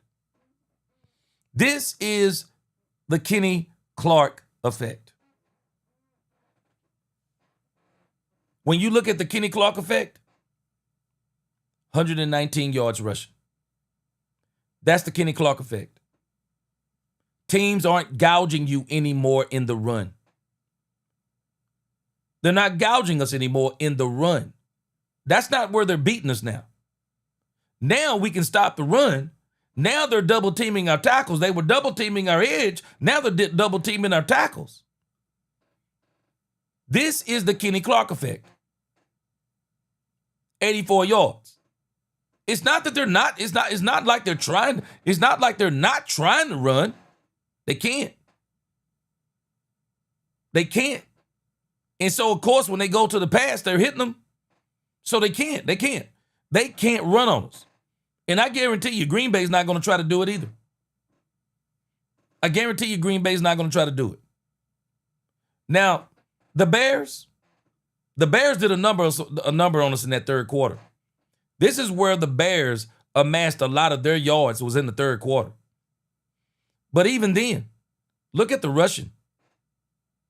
That's the Kenny Clark effect.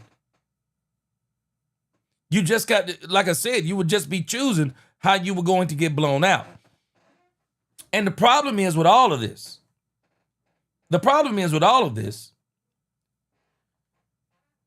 this isn't a Micah Parsons problem. It isn't a Micah Parsons problem. The problem is, let me show you the biggest disappointments for the Dallas Cowboys. The Dallas Cowboys are sitting down and they're discussing on, we're going to trade Micah Parsons. I'm sure they'd already discussed this. Brian Schottenheimer said it had been going on for weeks.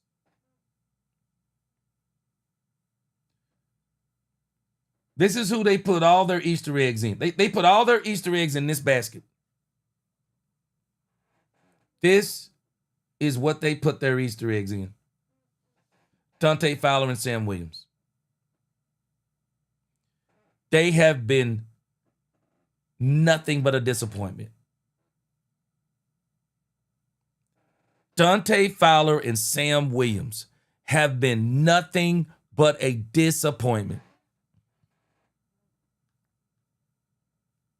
Tell me this isn't crazy. We've played 3 games so far. Sam Williams didn't register 1 sack in the first game. Dante Fowler, tell me this isn't a tragedy. The Cowboys literally thought Dante Fowler and Sam Williams would be able to help Donovan Ezeraku, and they were going to be a pass rushing problem. Dante Fowler in the first game registered zeros, was running around out there like he was absolutely lost. Sam Williams has been getting the majority of the sacks. I mean, the majority of the snaps. No sacks. I mean, this is crazy when you think about the Cowboys. This is what they were banking on. Sam Williams against the Giants. Sam Williams is starting to become a liability again. The Cowboys had to bench Sam Williams the last game. Look at this. Sam Williams, 1 tackle. Dante Fowler, 1 tackle. Come on, man. Come on, man. This has been the true disappointment.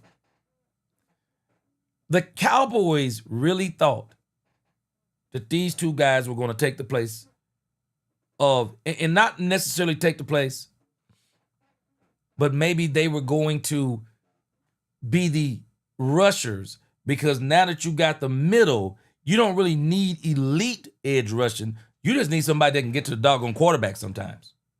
That's all you need. I think Dante Fowler, and I think once they start giving James Houston, and we're going to go in depth on this going forward this week, because I'm really interested in what changes are they going to make. And again, I just think from the standpoint of the defensive line, well, it's got to be Jadeveon Clowney and James Houston. It's got to be Jadeveon Clowney and James Houston. That's got to be the move. And I'll tell you this, I don't want the Cowboys doing things with those draft picks unless they can get somebody that's a show enough, that's a show enough beast. But I'll tell you this, boys, somewhere down the line, I am praying. I wish the Cleveland Browns would decide they're going to go in a different direction. I really would. Cleveland Browns are a hot mess. I really wish they would decide, man, hey, man, we're going to get rid of Deshaun Watson. We're going to get rid of Myles Garrett. I really wish they would. I wish they would call the Cowboys up tomorrow and ask them, do y'all want Myles Garrett? I really do.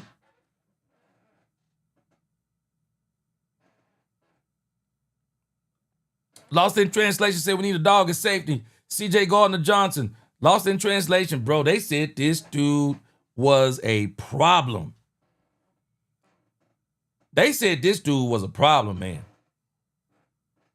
They did. They said this dude was a problem. I don't think you're going to see him in Dallas.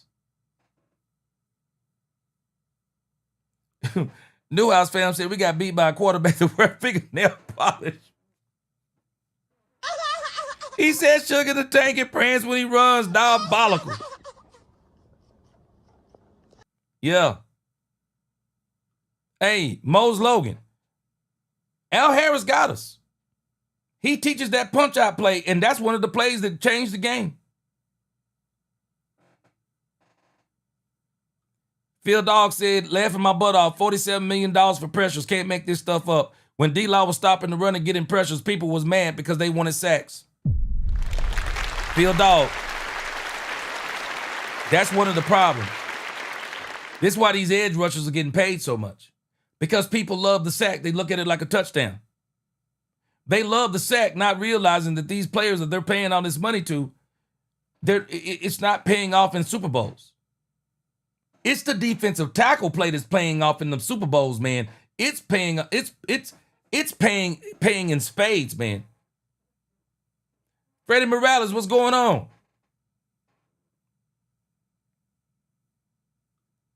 Yeah, Nisa said get right game. She said, nah, G, this ain't an act right game. Parsons needs some act. She says this is not a get right game. She said this is an act right game. She said Parsons needs to get some act right. Yeah.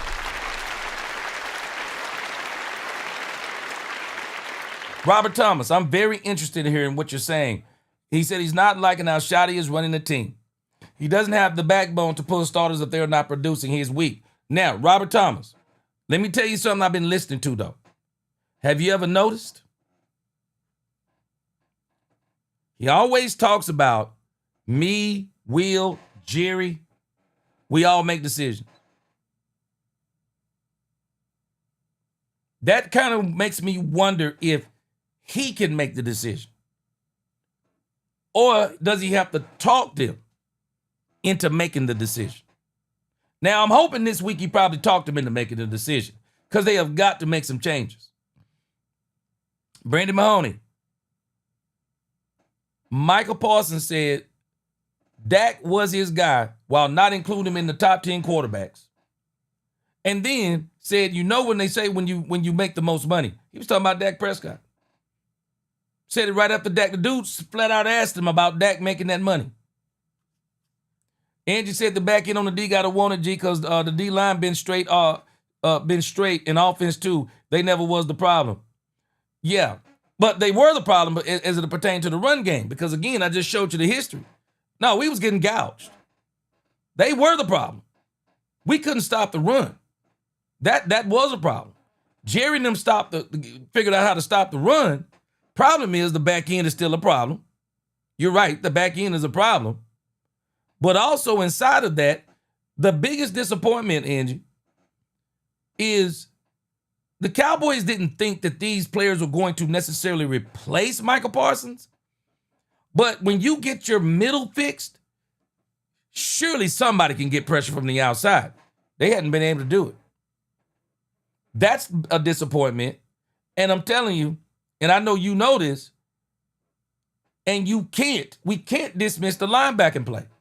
The linebacking play has been good in the run. I think a part of the pass game problem is the linebackers too. I think it's the linebackers too. I don't think they get back deep enough. I don't think they get back deep enough when you start talking about playing zone. They really do create a huge space in the middle of their defense. And I mean, it is huge. And it just seems like the people who are playing in the middle, they don't know what to do. They don't know what to do. Ron Hanna, he said Kenny Clark should be the player to speak out this week. Man, I want them to bring in Michael Irvin. Man, Newhouse, man, people keep giving Trayvon Diggs the benefit of the doubt. I don't even think it's about giving Trayvon Diggs the benefit of the doubt. I just think it's saying what he is. Trayvon Diggs is trying to play trail coverage. He ain't fast enough. Trayvon Diggs is not fast enough. Trayvon Diggs, I'm not sure if he can. I'm not even sure. I'm not even sure that he can even stay in phase with a wide receiver anymore. I'm not even sure he can do it. Diggs is just not fast enough to do it. Anybody who wants Diggs to play tight coverage, you can forget it. It ain't happening.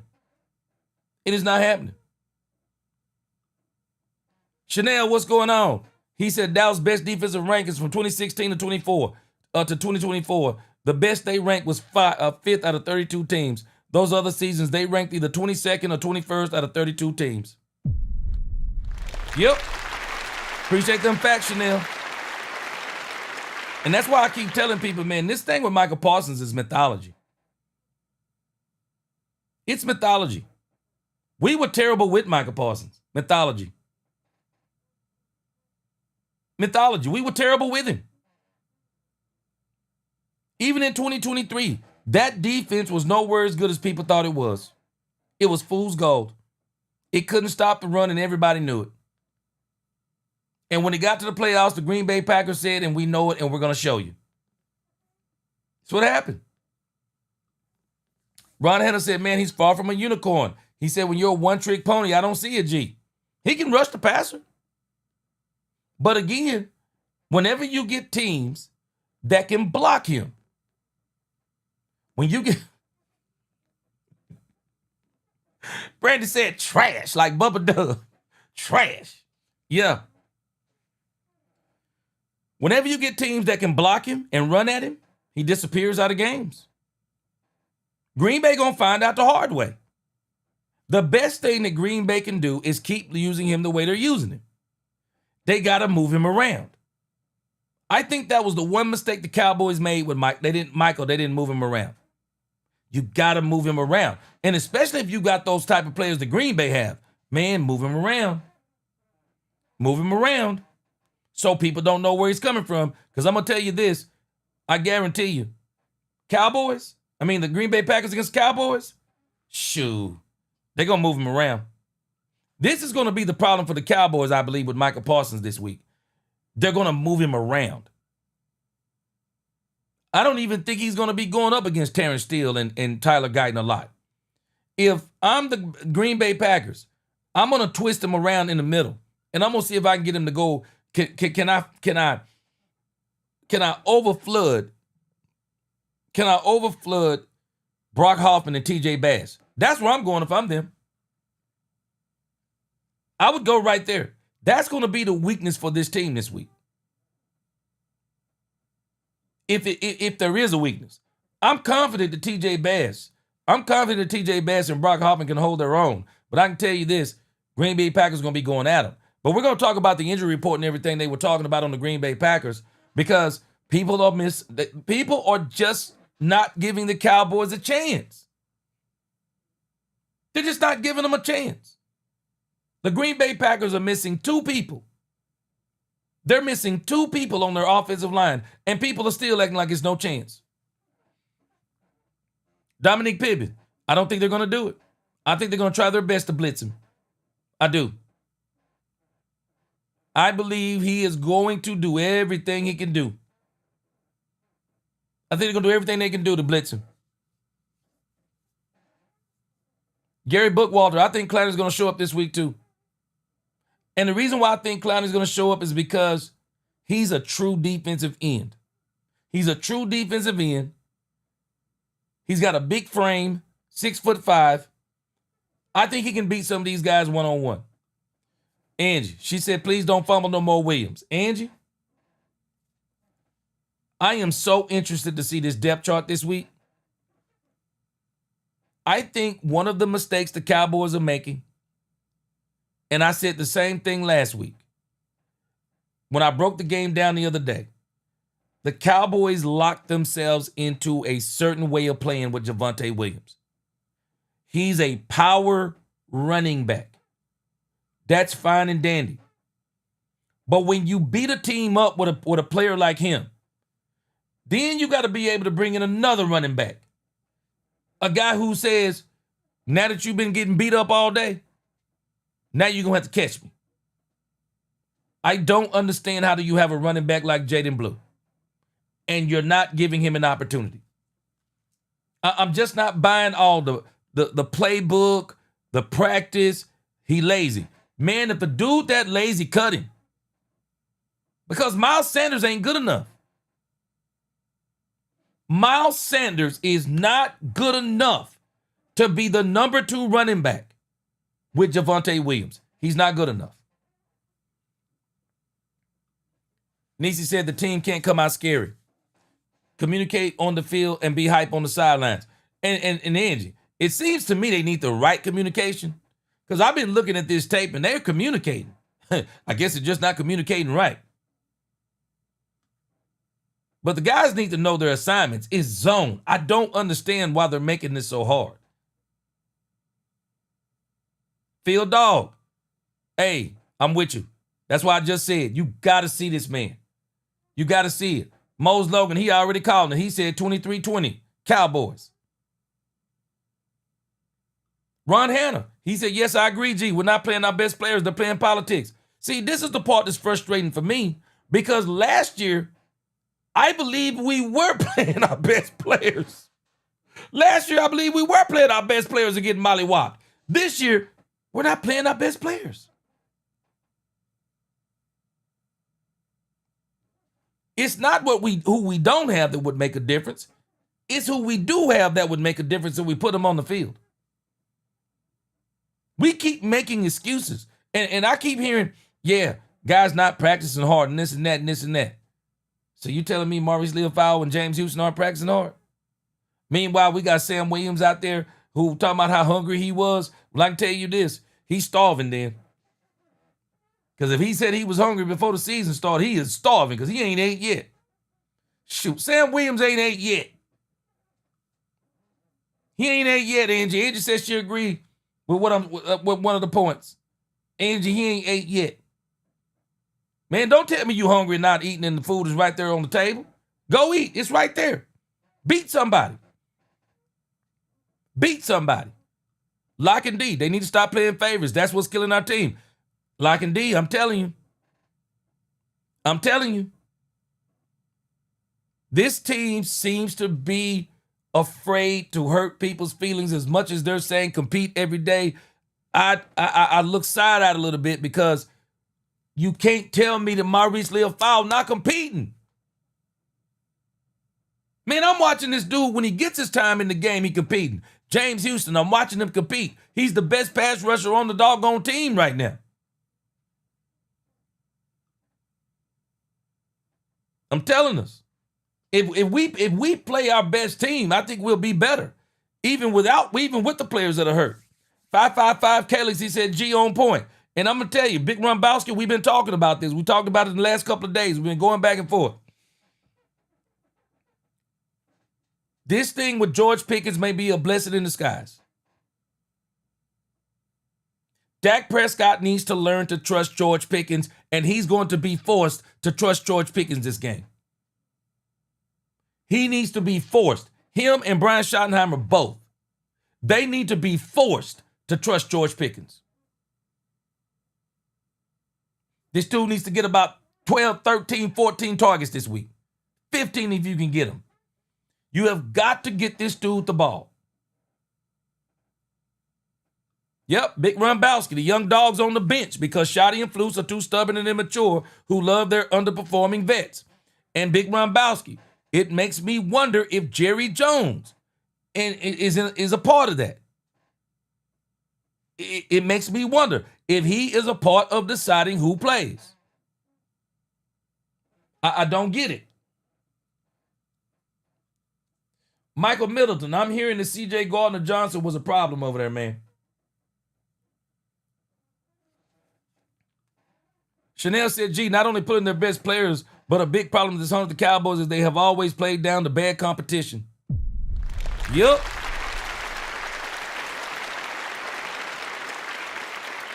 Not me. He said Ferguson ain't that good to him. Man, I'm telling you, for Ferg to have all those doggone receptions, bro, he ought to have a whole bunch of yards. But he's a catch and get tackled tight end. He's a catch and get tackled tight end. He's not dynamic. The Cowboys need to get a second tight end. They really do. That's something I think they should be looking for. They got some guys on the bench that I think they can block and all those things. But, man, I think they need a dynamic tight end. Man, maybe the Atlanta Falcons will have a doggone fire sale here coming pretty soon. Carolina Cowboy, he said, preach it to the choir, G. Yeah. Robert, he said, G, I'm tired of the scheme. Tired of the word scheme. Eberflus has no scheme. Bro, I don't think they can play a scheme, Robert. I think that's the cold, hard facts. When Matt Eberflus said you adjust the scheme to the players that you have, the players on this team ought to really feel embarrassed because Matt Eberflus is basically saying that y'all can't do nothing else, so the only thing I'm playing is zone. Boy, that is pitiful. That is absolutely pitiful to do that. If I was one of them players, I'd be sitting there going, hold on a second, wait a minute. So you said the scheme is adjusted to the player, and the only thing we're running is zone? Embarrassing. Embarrassing. Let me tell you how it was when I was coming up playing ball. If you wouldn't do what the coaches said, they put the player in who would do what the coaches said. End the story. End the story.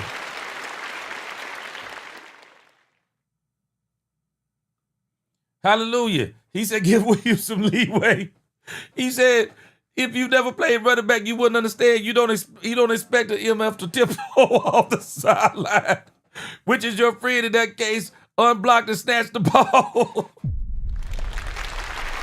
Yeah, man, that's why you got to hold that football high and tight, man. That's why you got to hold that football high and tight, hallelujah. Mingo is required to be out 2 more games. So I think he misses this game and the next one. Phil Dog, he said, I don't like their negativity. They act like it can't be fixed. Yeah.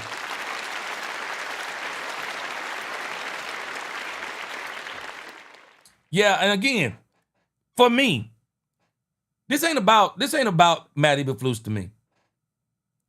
I want to see what kind of cachet this man has. I want to see if Jerry gonna let him do his job. Because I do think I'm going to give Eberflus the benefit of the doubt, because by the way he's talking. He is talking to Jerry and these guys that we have got to make some changes. Angie, this statement right here is a mic drop statement.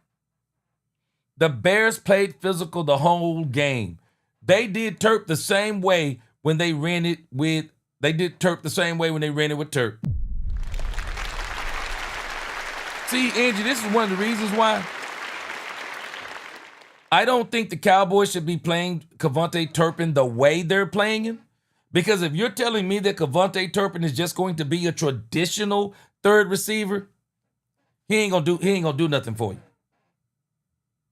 He's not gonna do nothing for you just running little crossing routes and little comeback routes, because he's a smaller dude. He's going to get tackled.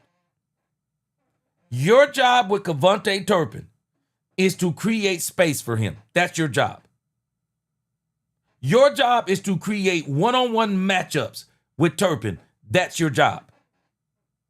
Your job is to get Turpin in spaces to where his speed just takes over. We got to stop getting him in the scrums and in the middle of the field where we know he's going to get smacked.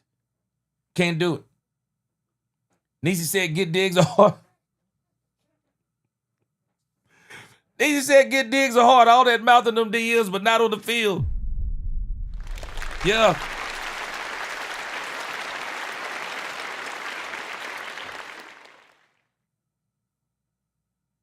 Freddie Morales.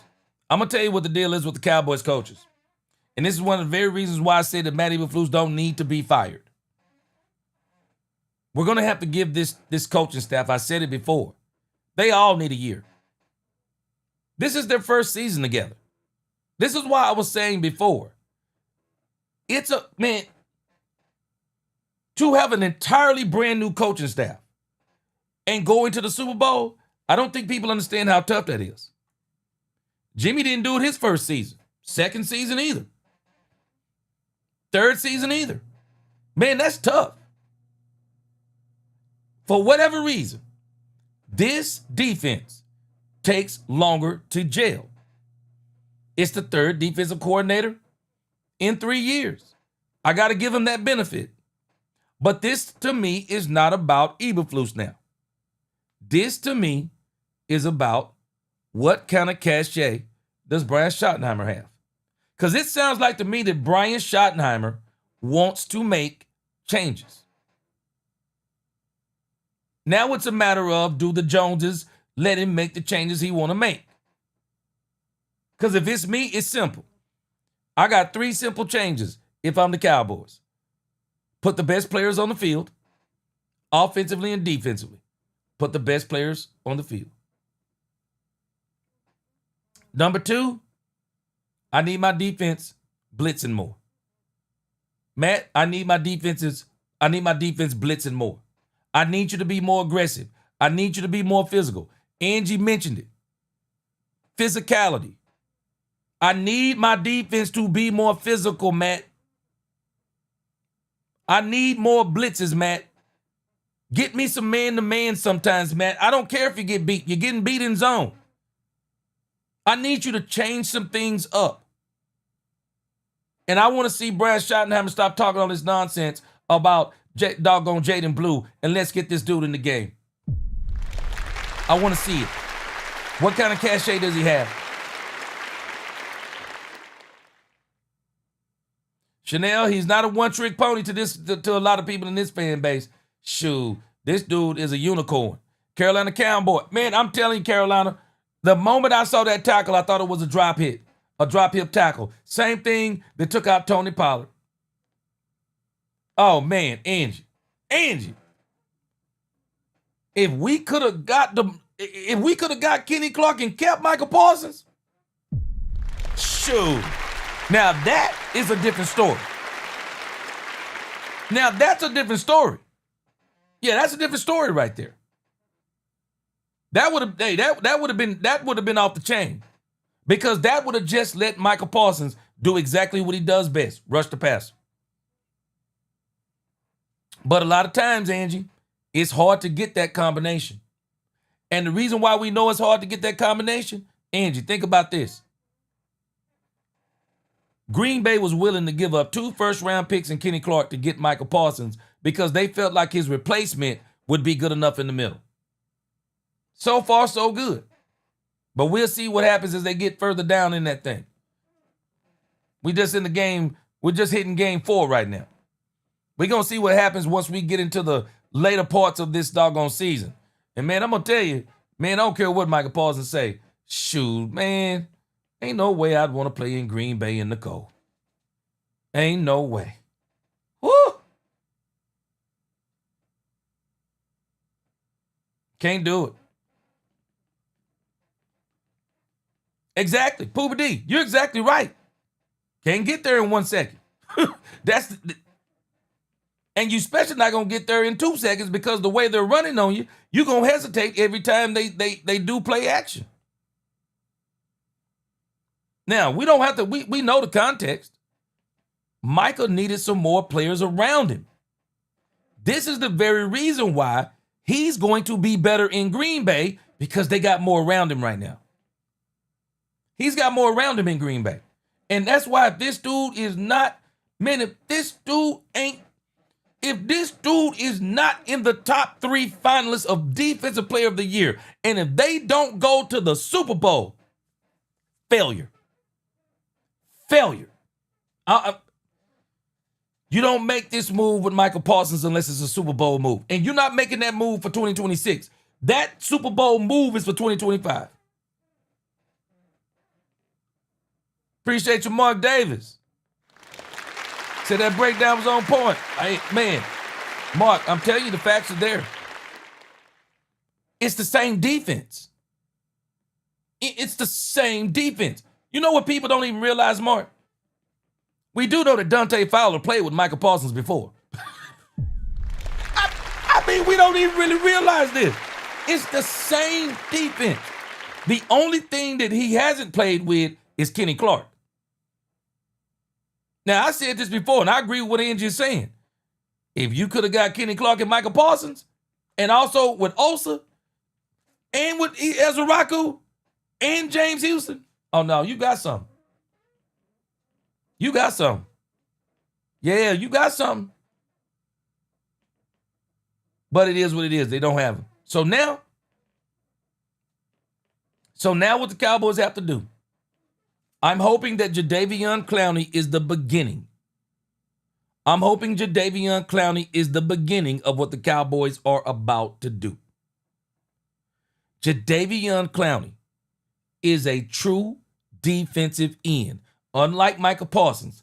No knock on Michael Parsons. He's not a true defensive end. He's an edge rusher. It's a difference. Jadeveon Clowney is a true defensive end. He's a problem. He's 6'5". He's 255 pounds. You're not going to have average. You're not going to have average offensive tackles beating Jadeveon Clowney. Not average. Poobie D said if he creating double teams, he's doing his job. Well, you need him to do more than create double teams.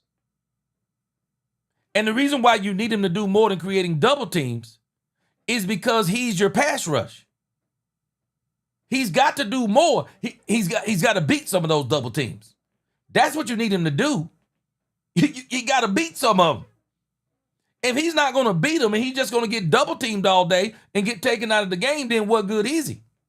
He got to beat some of them double teams. He got to figure out a way to get around. I mean, he got to have moves. Beat some of those double teams. Get out of some of those double teams. He's got to figure out a way to do it. When you're generational, that's what you do. That's what you do. You were not stopping Reggie White with two blockers. You were not stopping Reggie White with 2 blockers. You might stop him sometime. You're not stopping Reggie White with 2 blockers. And Angie, you make a good point. Somebody was free if they double team Michael. And that's why I say this is the same defense. I'm going to tell y'all, I'm going to go out on a limb. I believe Michael Parsons would have been. Y'all do know Michael Parsons was talking grand cash Man, this dude was talking cash money last year. This dude was so mad last year because this defense last year was trash. It was trash. Man, I can remember it like yesterday. I would go back and pull it up, but it got to go back too far. I can remember it like yesterday. Somebody got to make a play other than me. Somebody got to make a play other than me. This dude said they're doubling me. They're sending a tight end my way. They're chipping me with a running back. They're chipping me with a tight end. They're doing everything to keep me out of the play. Yeah. You think? You think? But again, Michael should do extremely well in Green Bay because they got more around him. Their defense is better than ours right now. So what we got to do is we got to just finally say once and for all, man, we're going to put our best players on the field. We're going to put our best players on the field. And I think once we put our best player on the field, we're going to be good. Poby D said, why we go get Pickens? Simple. Dak Prescott. Jerry Jones already said it. Jerry Jones said he was putting his eggs in the basket of Dak Prescott, not Michael Parsons. And when you look at what Jerry did on offense, Tyler Booker, Dak Prescott. George Pickens, Dak Prescott. He thought he was making the defense better, which the defense is better in the run, but it's so bad in the back end. The linebacking play is not up to par. The edge rushing thing is non-existent. So now we got Jadeveon Clowney. We're going to see what he do this week. I think Jadeveon Clowney is going to play well. Deron Bland is back this week. I think it should look a lot better. At least with Deron Bland, you already know on one side of that field, they probably will not be going there. The one who I think they're going to target is going to be, the one who I think they're going to target if they do try to target somebody is probably going to be Trayvon Diggs.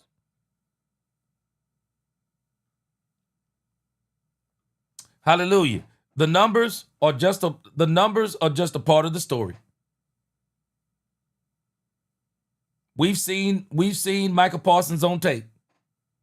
Many of us have watched these games with Michael Parsons. And the Green Bay game, we watched the tape. He disappeared.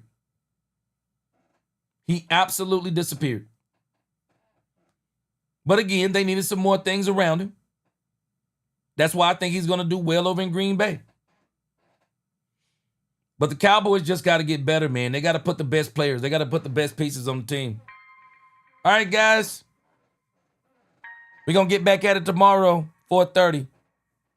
Matter of fact, we'll probably get back at it tomorrow at 4. I got to teach tomorrow night. So we'll get back at it tomorrow at 4 o'clock. We'll see what kind of comes down. Not a whole lot of news. Cowboys are getting ready to go. We'll see what's going to happen. But I'm ready. I'm ready, man. And the Cowboys ought to be ready. Oh, no stress for me, Carl Abel. No stress for me. This is what we're talking about this week. Michael Parsons is coming to town. Everybody think this dude is gonna. I mean, they're treating this dude. I mean, Darren Posey said it right, man. They're treating this dude like he the Messiah. The minister, what up? He said a coach is supposed to coach, even if it costs you your job. He said, I put my best out there. Blue is very good. Why would you get 2 other backs? You got Blue and Maffa. Hey, it's time to put this man out there. Man, I'm sorry. Brian has got to stop giving us excuses. Put this man on the field. Put up or shut up. If he ain't no good, put him on the practice squad. Go get you a running back. I don't know why you're wasting your time. Carolina said, gee, I would say we're running the football, and they are. But the problem is, you can't just do it with Javonte Williams.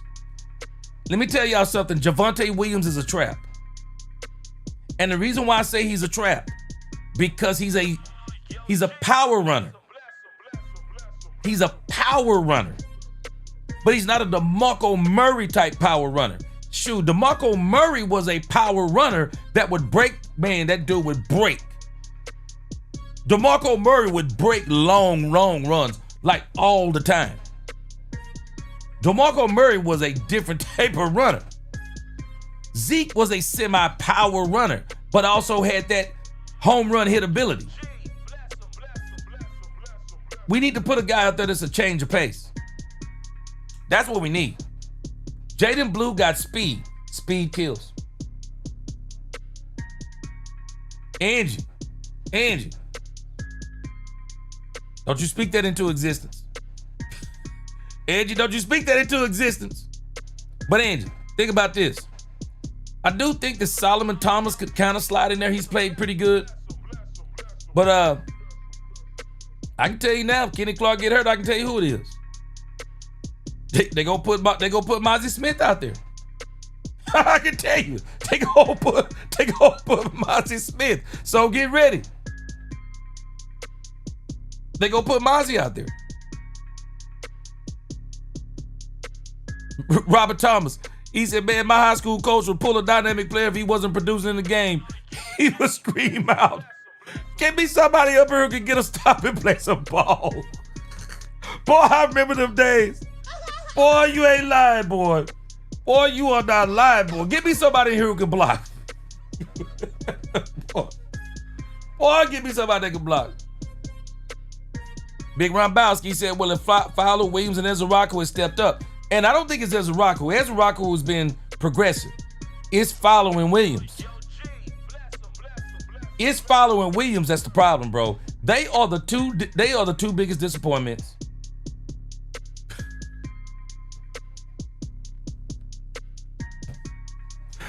New House fam said the Michael Riders will be out all night.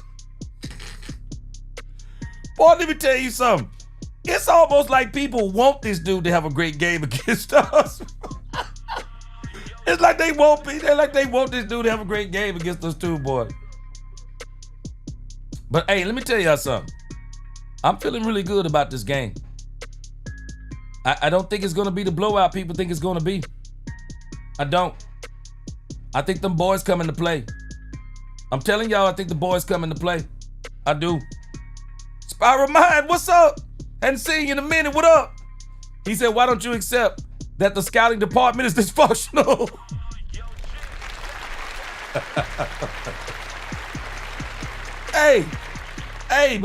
but Spiral, I don't know if they're dysfunctional as much as they won't play the players. They got some players that can play. The Cowboys keep making up excuses why they won't play. Why won't they play them? I mean, the tape is showing that James Houston is their best pass rusher. The dude ain't getting... I think that changes this week, though. Ron Hanna said, I would cry too with those stats. Woo, boy. Lisa said, don't get me wrong, G. I don't like that we traded him, but we went about it wrong. We should have fixed the defense with him alone for what we could have got for Jerry dropped the ball. Yeah, now Lisa, this is where I am with that.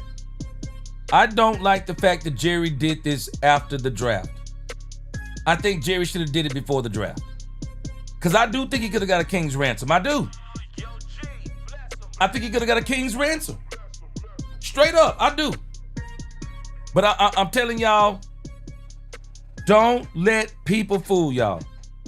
There is no way somebody can tell me that Jerry don't like Michael Parsons. Traded him to a team that was willing to pay him $47 million. Traded him to a borderline Super Bowl team. Traded Michael Parsons so that Michael Parsons could have success. Man, you can tell me anything you want to, because I can tell you what don't like somebody look like. I can tell you what don't like somebody look like. Who the sorriest team in this thing? I'm going to trade your butt to the AFC so I don't have to see you but every blue moon. I'm going to trade you to the worst team in the AFC who want to fix their team. That's where I'm trading you to. Jerry liked this. Jerry liked Michael Parsons. There's no way to explain it to me. I understand the Kenny Clark thing, but doggone it, man. You got to like this dude to do that too. All right, Cowboys fans, I appreciate you. We're going to rock again tomorrow at 4:30. Oh, 4 o'clock tomorrow. We're going to rock at 4 o'clock. We'll be back at 4:30 on Thursday. And then we're going to do Cowboys After Dark Thursday night. 3 programs. Football on Thursday night. And then we'll be close to the Cowboys. Man, I'm telling you, I am getting so hyped up. I love these types of games. I do. Again, I appreciate y'all rocking with me. Y'all make sure y'all hit that like button, subscribe, hit that notification bell so you know the next time we post another video or go live.